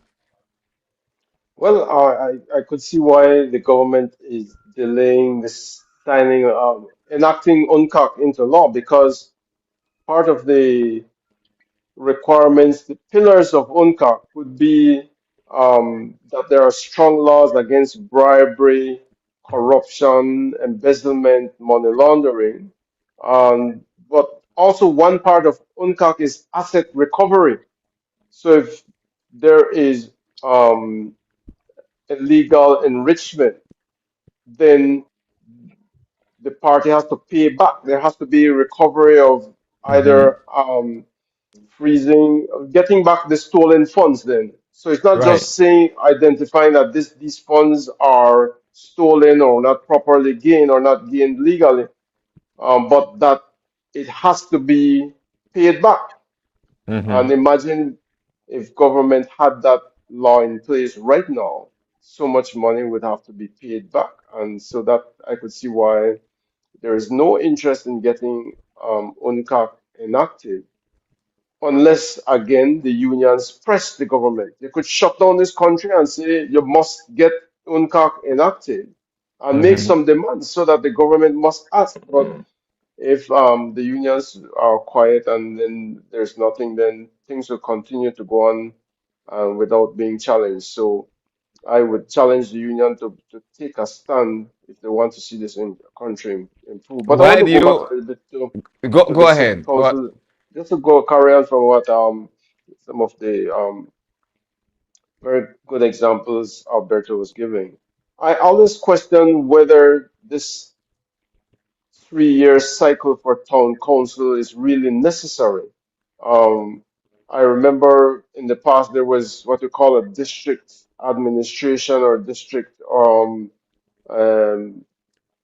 there's that staff, a department are run by professionals to look at the needs of the town and the district and perhaps make plans. I'm not sure how that worked in the past, but this 3 year cycle of elections and just picking up anybody to be a councillor and a mayor, and then with 3 years we start all over again without a really strong development plan for the community.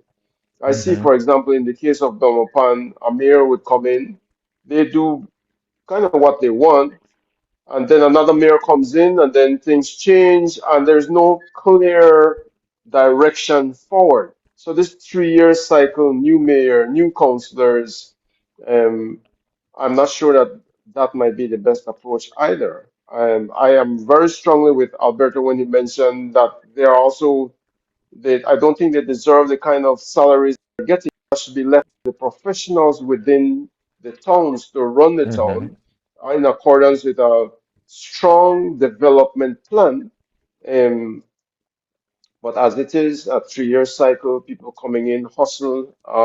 They'll try to continue because there's much to maintain while they have their full-time jobs, and this is an additional source of revenue for them. I don't think it is an effective way to look at the needs of the town and to be very effective and efficient. That also needs a deep Yeah. change and deep transformation in how that is designed. No, You see, Jeremy, Uh-huh. it is like everything else. As you work processes, it becomes compromised, it becomes corrupt, and the Yes. corruption expands. mm-hmm. Take, for example, you are sitting on a board and then you're making, let us say, $500 per month to serve on that board. Later on, that same board decide, hold on, man, you know what? Make we raise it to 7. You are sitting on that board. Would you vote against it? Not at all, because Right? they look at their interest, their And so, personal self-interest. exactly. Yes. And so by the time they leave from there, they will be making, let's say, $1,000 per month. And then a new board comes in, and then a new board start all over again. So there comes a time when you have to clean out everything and Yeah. start anew. That is why you will see, in terms of nature, you have a hurricane. When certain things get too burdensome on the environment, sir, a hurricane comes and clean out everything. It is like, for example, when a dog have fleas and it gets unbearable, the dog just shake and shake and shake and shake until it shake off as much as it can, and it renews itself. But when you have these kinds of situations and you do not correct them with time, then this is what you begin to have. It's just like, for example, if you have a boat and you have it out in the sea and you don't service your boat, sir,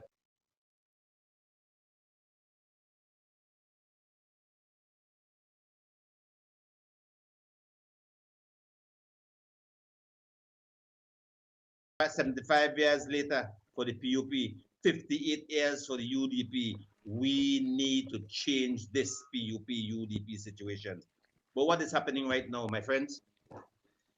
For a leader to emerge as the prime minister of this country, it, according to the way how we are governed right now, it must enjoy, that person must enjoy the majority support of those winners on his side.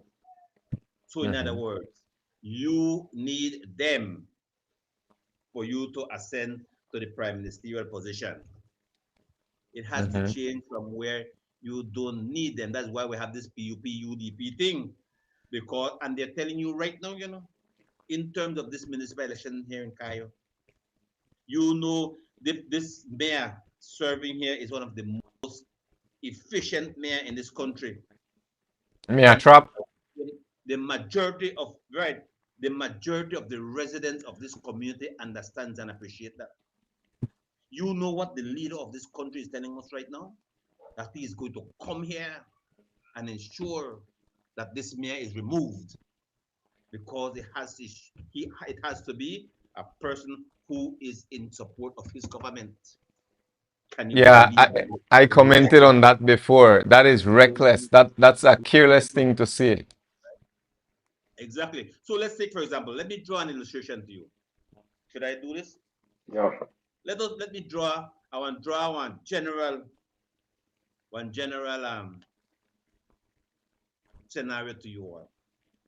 We have the UDP and the PUP leaders of this party, and the situation is changed where a leader is elected nationally. Any other person, Mr. Enriquez, you can come tomorrow and you can put your name on the ballot and say you want to run to be the prime minister of this country. You don't need to get 15 or 17 people to win along with you. You win on your own accord. And when you become the prime minister, then now you reap your PUP thing. You got to office because the people selected you and decided to give you a chance. They're not on the basis of you raised $100 million so that you can give each one 30 and then $3 million each to win along with you and then they promote you. No, sir. No, sir. And we could wake up after this election and we could say, we have a leader who was elected, and then you select your cabinet from among professionals in the Belizean society. That is going to tell our children, go out there and get an education. But right now, all we are telling our children, go run for political office. That's all. Run for political office, and you know what happened? One of the party will give you money, make you win. And then when time you win, you're gonna be on a pan. And then I put you in charge of the people money here. Yeah. That has to change. It's a cycle. It's a system that is well oiled. And then what will happen? In terms of the UNCAP situation, I hear you, Mr. Enriquez. I hear you loud and clear on that. But it opens itself out to the recovery aspect of it, the asset recovery aspect of it. You run the risk of persons who might not like you or their advancement in life might choke the UNCAC out of you. And then afterwards, you lose what you have worked hard for because somebody thought that you might have gotten it illegally. And then that is going to cause murderation in this country because after you have worked hard and you have accumulated your asset for make somebody come and thief it from you, that is going to create chaos in this country because people are going to come for you because after you have done certain things to live comfortably and somebody come and take it away, there's no need for you to live again. So Alberto, I just want to understand. So you're saying if UNCAC should go through, because of part of the law is that they will be able to take back, right, what they have earned, be it in a whatever asset. What I'm sorry, yes, what was stolen, not what was earned, but what was stolen. So you're saying that somebody that has that's up to some type of mischief could say, you know what, I really don't like politician Jane Doe. So I will make sure I file whatever on her to take her assets. So is that what you're saying? That could cause the confusion? Am I misunderstanding? That has to go through a legal process, though. It has to be a rigorous legal process to establish whether that was those funds were taken illegally or not. So it's not kind of a haphazard way. It has its own legal processes, and that should be defined in the law to determine first and then to recover the assets that were stolen. It's a legal process. Okay. But it is subjective. It is like, for example, classic case in point. There were some people who never liked what I was doing. And so they went and got an order from the court to take away everything I own in terms for what I use to do what I do. And you know, when they take away your computers and your electronic equipment and they store it under those conditions that they have there, if At the end of a few months' time, they give you, it is no good. It is just like, for example, what happened to my telephones. They took away two of my telephones. I had to throw them away because they were no good when they came back. There's legal recourse for that, though. So I am saying, yeah, well, we're dealing with it, of You course. got to, yeah, you have We're dealing, to. So that in the same manner, if it was wrongly, if you are wrongly accused, there's legal recourse through the process and all the way to the CCJ, if anything. So, your case and your situation is a good example. Somebody just misused the law, and you paid the price for their in misusing of the law. But I would say that you also have the legal recourse so that that does not happen to anybody else. Those frivolous kinds of arrests should not have happened, Mm-hmm. but they should be challenged, and there should be some kind of justice done, because for you to lose equipment and all that, and that should not be allowed to go unchallenged. but you see also in terms of the society in which we are in also, the law sometimes is more advantageous to the persons who have the means. Oh Because yeah, let me tell you definitely. something. Let me tell you something, sir. There are people who every day go through what I went through, Of course. every day. And when Mm-hmm. the police relieve them, you know what they do, sir? They just thank the police for release them, and then they're glad to be free. But it Right. happens. And so I hear you saying about you have to go to the court. Sir, the poor man, sir, the poor man, sorry, I don't know. Sir, the poor person, sir, cannot go that way. That's true. Cannot go that way. And that is why, like I am saying, you know how many less advantageous people punished from in this country because of abuses? That no joke, Yeah. Right. Mm-hmm. So also, Mr. Enriquez, right? When you have changed the way of how we are governed, and then you move the cheese away from the rat will no longer come, sir. Right? Yeah. So when the rat is no longer there, sir, are you going to continue putting rat poison in your house? Not at all. Not at all, because you Yeah. do not need it. So It that's the is like, for deep example, I was systemic telling you, changes. Definitely, that deep systemic change right? is vital, is important. But in the meantime, I want to go back to the UNCAC. We cannot use the analogy of the poor man that can't go to the law in the case of UNCAC, because it is targeting politicians, elected officials in office who enrich themselves illegally. Well, they can't cry, "I'm a poor man," after stealing so much money. Um, Right. and they have caused more suffering to the people by taking resources that belong to the people, and therefore Mm-hmm. they have to be challenged in court, and there has to be some kind of way in which they pay back what they've stolen. So it's a different level, because these are elected officials, and UNCAC is dealing with these elected officials. And then when you remove the cheese from those rats, I totally and you agree. want to talk about UNCAC targeting these politicians when these politicians don't got no cheese for it. Right. Then that it will still protect those who might want to just but Yeah. still it will hold them in check. The human Yeah, mind but is I so I, I I see creative. I see where Alberto is coming from when that system is changed. But in the meantime, right now that it is not yet changed, we need to Yeah. we can't have more of these I scandals that are see. coming up. I honestly see Alberto's point as well. That Yeah. that would be great. Really and truly separate the rat from the cheese. However, you posted something not too long ago, Jerry, about you should help me out here. The amount of lives humanity, mankind is responsible for versus natural disasters and all that. My Because point humans is have caused more suffering to humans than any national natural disaster. Humans have caused more suffering and deaths to other human beings more than anything else. exactly. It's humans and Th- humans. th- Yeah. Thank you very much. To my point, Alberto, we just creative. And especially, Jerry, you talk about mindfulness or mindlessness. A lot of these politicians are traumatized and mindless. This is true. It might sound insulting, but it is true.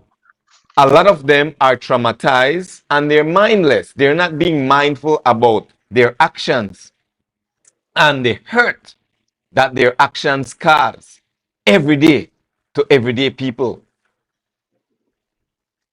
I had Dr. Michael not too long ago, maybe 2 weeks ago, and we talk about this trauma in men, trauma in our leaders. So while I see your point, Alberto, for separate the rat from the cheese, I still go with implementing UNCAC as well for those who might have too much of a creative mind and who determine if you just want to lean on the corrupt edge, because we will find some of them like that. No matter how much you try separate the rat from the cheese, the era representative will want to be good ministers with some of the administrators. They were fine while we in Uguri. They will find a way. You see, Cyril, in terms of that, then afterwards, remember, the proper custodian of the public purse is going to be the professional there. That's what I'm saying. What make you think? What and Alberto, sorry, one moment. Just like how, for example, this is actually what I wanted to touch on with both of you as well. The general. Who chooses, who selected, who elects the auditor general? It's a question. 107 appointment. All 107 officers, public officers are appointed by the Governor General on the advice of the Prime Minister. By the Governor General on the advice of the Prime Minister. So now you will get the Auditor General to audit the Prime Minister or his government or some of his ministries. And we expect that the Auditor General will be unbiased. Florencio Marin, we went on record and say he knew the Auditor General and her family. You really think with that familiarity, with that level of acquaintance, go ahead. You don't even have to go down that road, right? In terms of this scenario, when that level of information began to reach the public, nobody should have activated the office of the Auditor General. They should have activated themselves immediately and go in there. No Prime Minister, no Financial Secretary should have activated them. What used to happen in the past? The audit department used to follow the news, used to follow the shows, and when they hear something they go wrong somewhere, they move into there. You don't have to ask nobody advice or nobody permission. That is your constitutional role to go in exactly. There. Exactly. By the time they hear these revelations, no way to make the Prime Minister, because the Prime Minister initially said that he asked them to go there. But when he realized that that's not his purview, then he attacked about how he requested of the Financial Secretary to instruct them to go there. No, sir, you are an independent office of the National Assembly of this country. You answer to the National Assembly. And next thing we hear also about the Prime Minister saying that the report must come to him first. And then he's going, we remembered what happened when the Budna case went to the Prime Minister first. Nothing came out of it. Once bitten, twice shy. Is this nation going to allow itself to be bitten again? But how do we avoid this type of behavior from the Prime Minister and the rest of them? My issue is as well, we don't call these people by their names. These are people who bleed like we if you cut them, who have to sit down on the toilet and flush out. They are people just like we. And the amount of power that we give these individuals is just too ridiculous. I go back for the same BBA situation, the Belize Broadcasting Association. How they want to try come up with a license for people like me where they do this. They serve the people. Now Johnny Briseno will talk about, oh, now that they compete with Channel 7 and Channel 5, we have to make sure that we hold them to the same standard as these brothers. My brother, we have to make sure we hold Ono to the standard as, I don't know what for compare them with. The level of corruption where they happening in this country. The abuse of power. Left, right, and center. And now they will find time to go after people. Regular bloggers, regular podcasters who go out and speak truth to power. Laws, there are already laws in place for people who come and defame other people's character. But now they want control. You see? So this is the reason why we have to pay attention to all these things. This is the reason why we have to listen when Brother Jerry speak, when Brother Alberto speak. They think get under my skin. I don't understand why we the people accept it. We so complacent. Why? Is it a drug psychologically? The same thing that I mentioned to you previously. It is because of the way how our minds were trained. And we need to relieve ourselves. Today, what? When I called today or yesterday? Liberation, African Emancipation Day. Emancipation Day, sir, our minds are still enslaved. Of Because we're in course. a modern day Belize, we are, and they're telling us, they'll start the public consultation in regard to telling us how they can silence us if what we are saying does not fall in line with what they want. And Exactly. silencing us, you will see, like I told you the last time, where in March of this year, the Prime Minister got there and proudly presented a budget to this nation. And in that budget, he told us that 89% of that, 1.7 billion dollars comes by way of taxing the people. Yeah. Wow. And then he went even further, Man, you're supposed to be ashamed to say that. You are taxing your people. So if you left you can be 100% of the budget. I heard Nicky Bradley saying it, We give them $1 billion every year. 1.5 billion. 1.5 billion. Billion, yeah. To misuse, abuse, and thief. So you are saying, sir, you did at 89% that we are financing. So if we leave you alone, this is going to be 100% of the taxes. So there has to be innovative ways for the government to find the revenue to finance its projects and expenses in taxing the people. It's like, for example, this nation was happy when we heard that the government bought over Fortis, because we said we are going to own it now and government is going to get revenue to support its budget. Lo and behold, now they're telling us that they're buying it to resell it. I want to, Alberto, stick a pin right there. I want to play this video. I'll read the comments and then we'll come back to you and Jerry. Hi, everybody. Here at the PUP National Headquarters in Belize City. As a government, we've been working very hard for the past 5 years. And I know sometimes we do make some mistakes. Yep, that's what he called it. Make some mistake. That's what they make some mistakes. This bothers me so much. For all the corrupt activities that this administration has been involved in, the Prime Minister will talk about we make some mistakes. Like that was leading we have to do over. Redistricting alone, that was a drop of water in the ocean.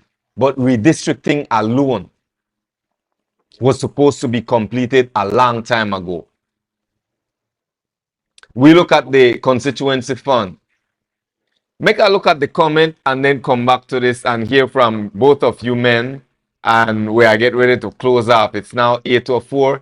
Usually I carry these episodes for as long as 2 hours. We started at 6. This is actually a 2 hour mark.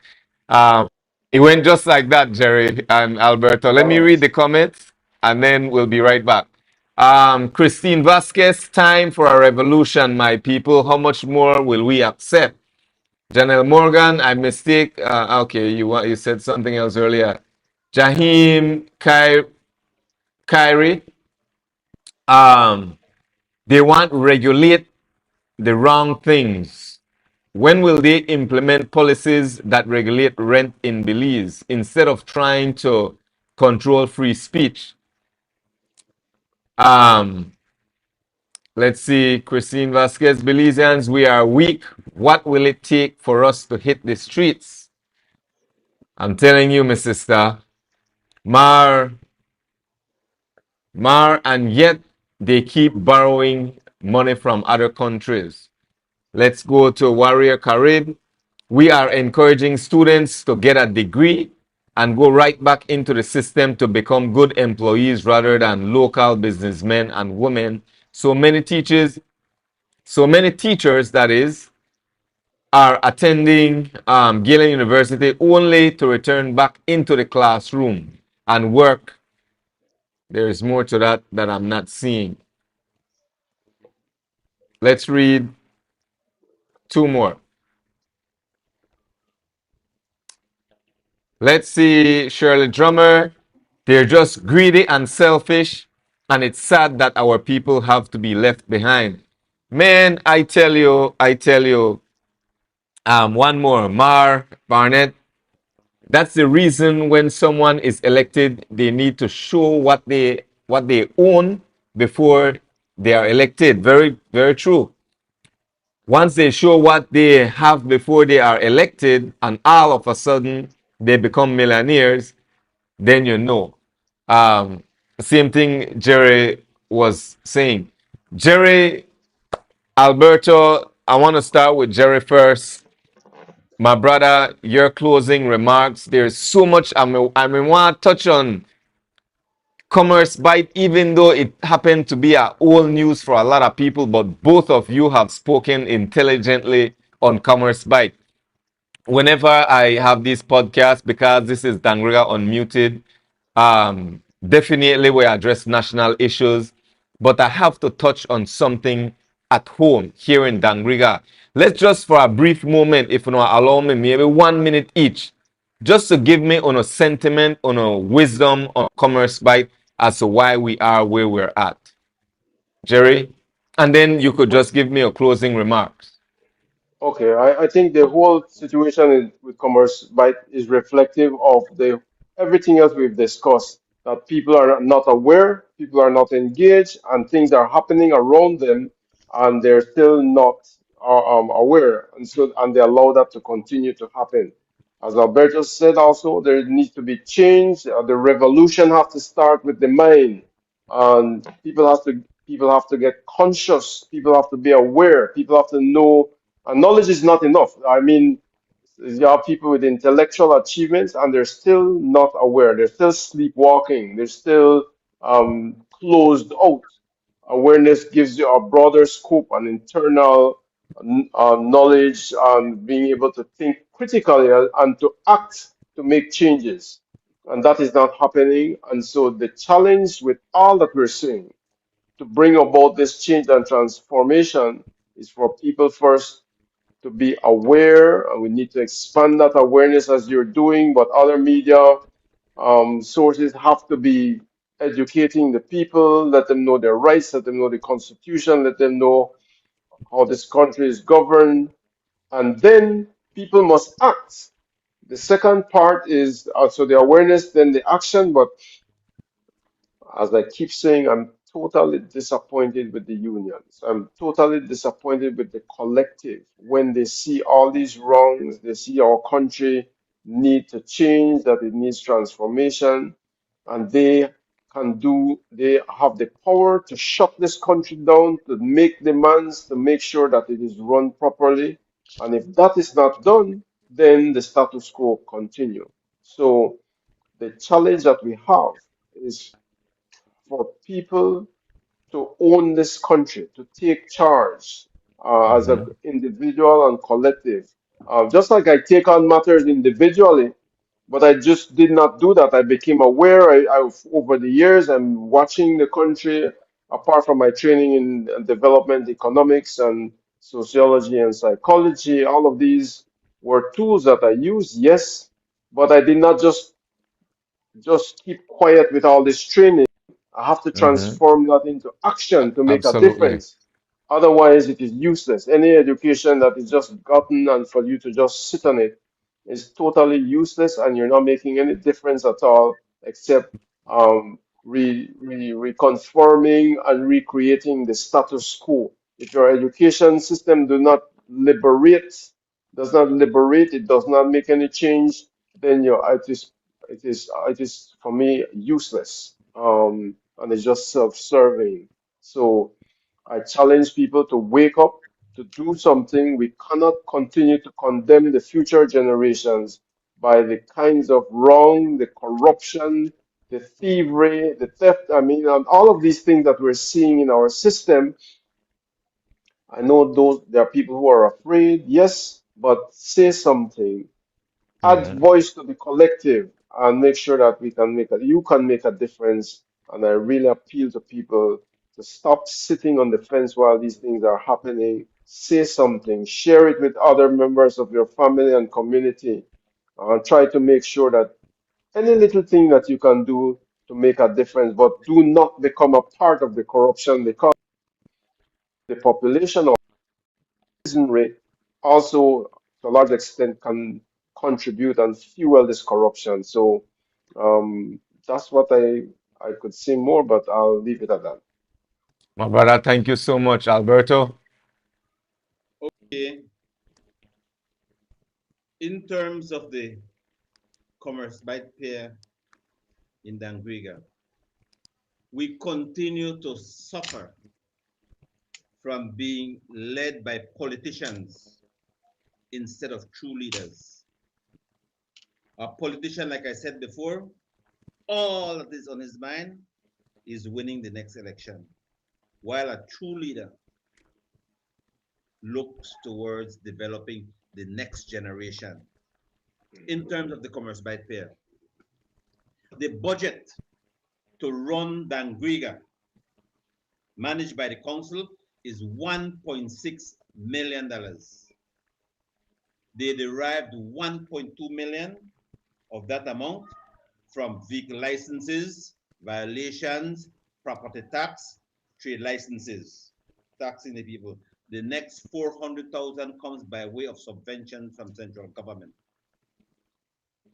1.6.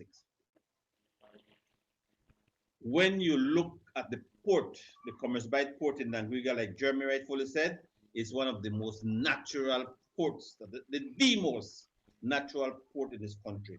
Requires no regular dredging, has a 17, 19-foot draft at the pier head. Any big tourist boat or those cruise ship can come and dock right along the port. Government, the politicians, are seeking $50 million to develop the port. 50 million. They are going by way of seeking to offer it to an investor, a private person, to put in the money, build the port, and manage the port and enrich themselves, because the politician is thinking about the next election. The true leader, when you begin to think about the next generation, the true leader will say, we are expending $70 million to rehabilitate the road from Belize City to Hattieville. Let us spend $20 million to keep it floating right now. And the $50 million, we give it to develop the port in Dangriga. After the port in Dangriga has come to operational level, then you begin to give it to the Dangriga Town Council. Mm-hmm. Initially, the port has the capacity to generate, from day one, begin generating annually $4 million. $4 million. That is $2.4 million more than what they're getting, almost 3 times of what More than 2 times, 3 times double. right? More than what And then the government does not need to give them no 400 half or $400,000 per annum. That money, if they want, can go towards, they go keep that and use that towards the original 50 million that they got. The port will have extra money to say, you know what now? We don't need to charge much taxes to the people in Dangriga. We are going to reduce your taxes by 50, 60, 75% because we don't need your revenue. We are generating it from the port. You know what we're also going to do?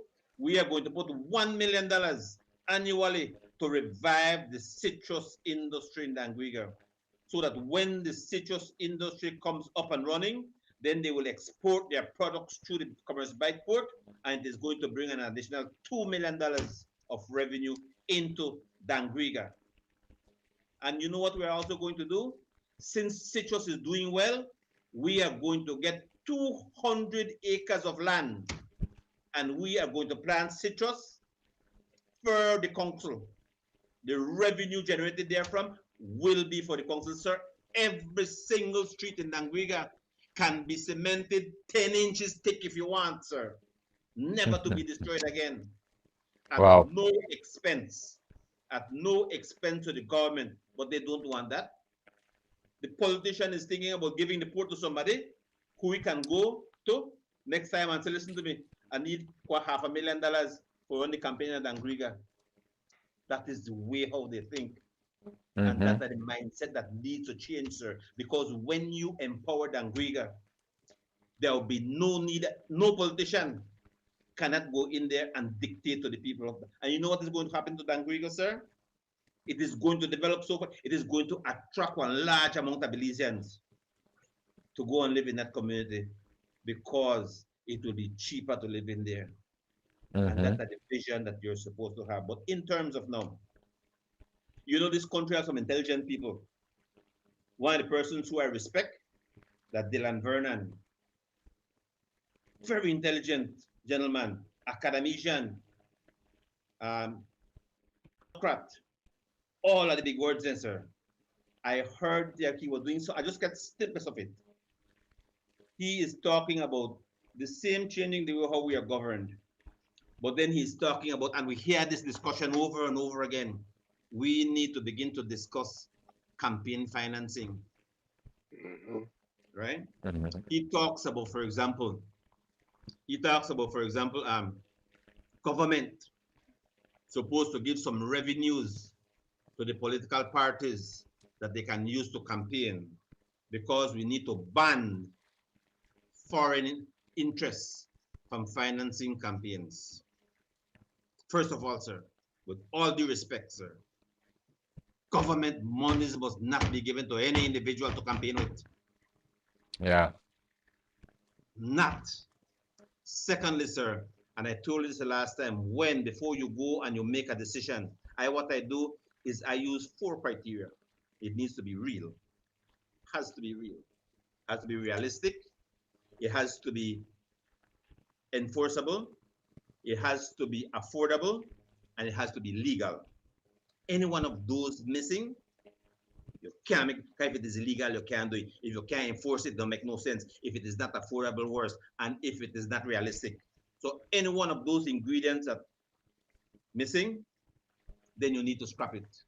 Explain to me, sir, in terms of this decision, in terms of this suggestion that you're making, sir, how can you enforce banning foreigners from financing a person's campaign?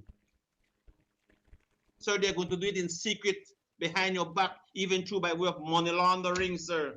So it is not enforceable in the first instance. Let us begin to think outside of the box, where there would be no need for any kind of campaign financing. Your cut-out campaign. We want to reach a position where we have to go to somebody, sir, and ask them to run for the area representative for our constituency. Right Alberto. Yeah. Man, I always feel that we never have enough time. Jerry, I know we unfold a whole other topics while when it gets for close off, I don't know if it's fair, if you want comment on anything, or you guys ready to lock it off. We are at 8:19. Anything, Um, Jerry? yeah, yeah. I could talk a lot about commerce, but also, but I would prefer to lock it up for another time. I've written a lot about it and we've spoken about it.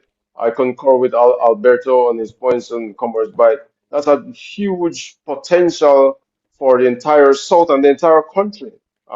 It makes no sense, as I mentioned, to dredge 700,000 cubic feet of sand from the seafloor near Belize in this time of climatic conditions changing. So dredging that amount of sand just to accommodate a certain and then to dredge a Depth. channel to get there is far it will be far more effective and efficient to work the commerce by port. That was my take. It is a natural deep water port that was Mhm. recognized way in since the early 1900s. And so I don't know, but because of our city-centric orientation of Belize politicians. And in fact, that is why they are resisting redistricting. They want to maintain that power Yeah, base as it was in colonial times in Belize City. And so, and developing an oligarchy of family and their own connections. We need to break away from that and look at the national development interest rather than narrow political party interest. absolutely. Jerry, thank you so much. Alberto, I appreciate you, my brother, both of you. Those of you listening in, I hope you know have many great takeaways. And like I always say, not just stay in front of your iPad or your iPhone or your computer or your TV and just use this as entertainment or form of nodding and say, yeah, yeah, yeah, but be an active citizen. Alberto, thank you so much. Jerry, I greatly appreciate you, my brother. Belize, Dangriga, each and every one of you tuned in tonight. Much love, much respect to all of you. I go live every Wednesday at 8 p.m., Sunday at 6 p.m. So feel free to tune in. And if you have questions in advance for my future guest, you could always send them to me and I will make sure that I ask those questions. Folks, friends, family, it has been wonderful. I want to remind you to those of you in the Chicago area, Waukegan, there's an organization, United Belizeans of Northern Illinois. They host a gala, a scholarship gala, every year to raise scholarship to help students, individuals who are in need to further their education. So find out more information about this. Get a chance to go out, step out, have a nice time with responsible people who want to see great change in the country. Thanks again, everyone, for tuning in. And just stay connected, man. Let's all continue to do our part for the love of our tongue, for the love of our country. Peace and blessings. Abba Isini. One love. The people's campaign. If you're not serious about change, I suggest you stay out of the way and give Cyril Uruwei Garcia. Make we give her this chance. We want this change, we need this change, we need that change right now. We need our country back from the PUP and the UDP. We need our country back. Things are getting harder and harder every day. We need our country back. Cyril Uruwei, he look on the play. We need our Dangriga back. Uruwei na fire. He's a proven leader. Uruwei na fire. A fearless advocate. Uruwei na fire. Son of soil from Griga. Uruwei na fire. Ready to fight for his people. We want this change, we need this change, we need that change right now. We need our country back from the PUP and the UDP. We need our country back. Things are getting harder and harder every day. We need our country back. Cyril Uruwei, he look on the play.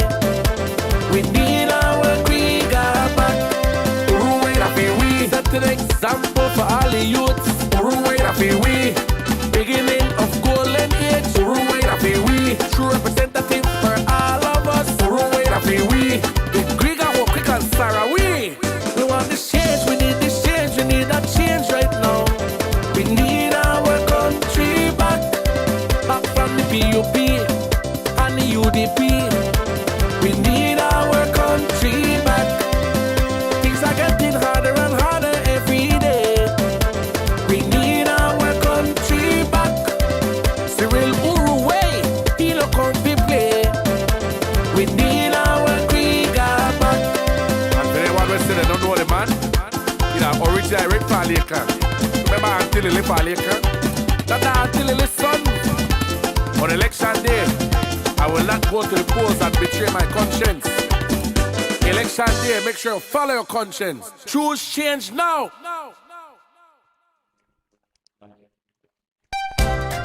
Tonight in Dangriga, a wave of voter dissatisfaction is hitting local and national leaders alike. Mayor Robert Mariano, era Representative Dr. Louis Zabane, and even Prime Minister John Briceño.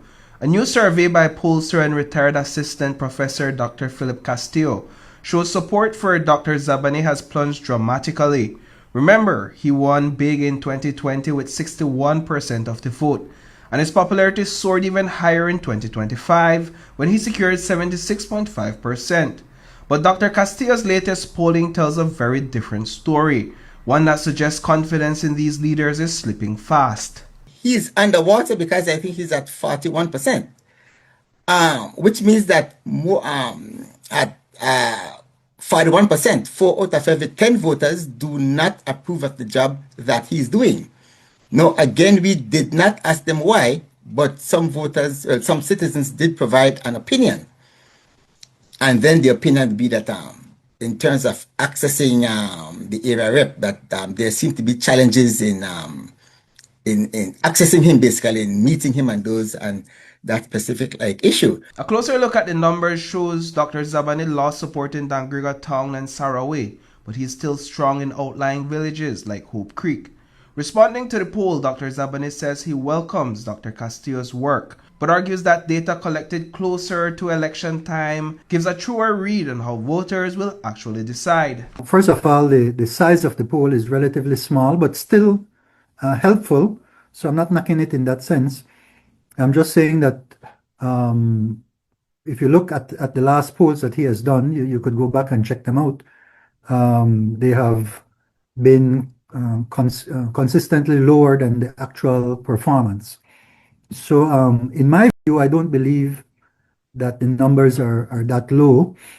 But even if they were, it is good to know so that you can take action. One of the things that people were saying is that you're hard to access. Yes, and that's the one that seems farthest from the truth. I am one of the very consistent area representatives that have office hours.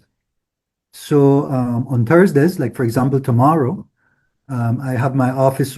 I am at the office. I have an office that is open from Monday to Friday, so persons can go, and they do go in. So besides the office hours on the Thursdays, I also visit on Saturdays because we have Dangriga, Uruwei, and Hope Creek. Voters were also asked how they feel about the job Dangriga Mayor Mariano is doing. He first won the mayoral seat with 51% of the vote in 2021 and boosted his support to 63% in 2024. But today his approval shows a slight dip from where he started back in 2021. He faces election next year, 2027. So what the poll found this year is that he's back around, I think it's 48.9% or just about 50%. So he's in that range. But then a poll has something called a margin of error, meaning that the 48% could be as high as 48 plus 6, because I think the margin of error was 6.8%, or 48 minus 6. And then again, if you look carefully at the numbers, 17% did not have an opinion. They said not sure or they're uncertain. Voters also pointed to some persistent concerns in the municipality. They want better streets, improved garbage collection, and real action on unemployment, which many say remain a consistent challenge. When we reached out to Mayor Mariano for a response, he told us, quote, "I am appreciative of Dr. Philip Castillo, and although the next town council elections are a little over a year away, and notwithstanding a lot of change within that time, I am humbled by the favorable poll survey and results at this point in time. We are grateful for the public opinion and will do whatever we can to address their concerns." But the most striking number in this poll is the Prime Minister's approval rating in Dangriga. When voters were asked whether they approve of the job Prime Minister John Briceño is doing, just over half said they do not. I think it's only 20%. That's 1 in every 5 voters approve of the job that the Prime Minister is doing as Prime Minister. A similar percentage are not sure, but a substantially larger percentage say that they do not approve of the job that he's doing at this point in time. Is that, based on your observation, a decrease in his approval ratings in Dangriga? No, I can't answer that question because, to the best of my knowledge, this is the first ever poll being done of the approval rating of the Prime Minister. So there is no comparable data. For the Prime Minister, though, this poll may not move the needle. His political fate ultimately rests with voters in Orange Walk Central, the constituency that decides his... The people's campaign. And if you're not serious about change, I suggest you stay out of the way and give Cyril Uruwei Garcia. Make we give her this chance.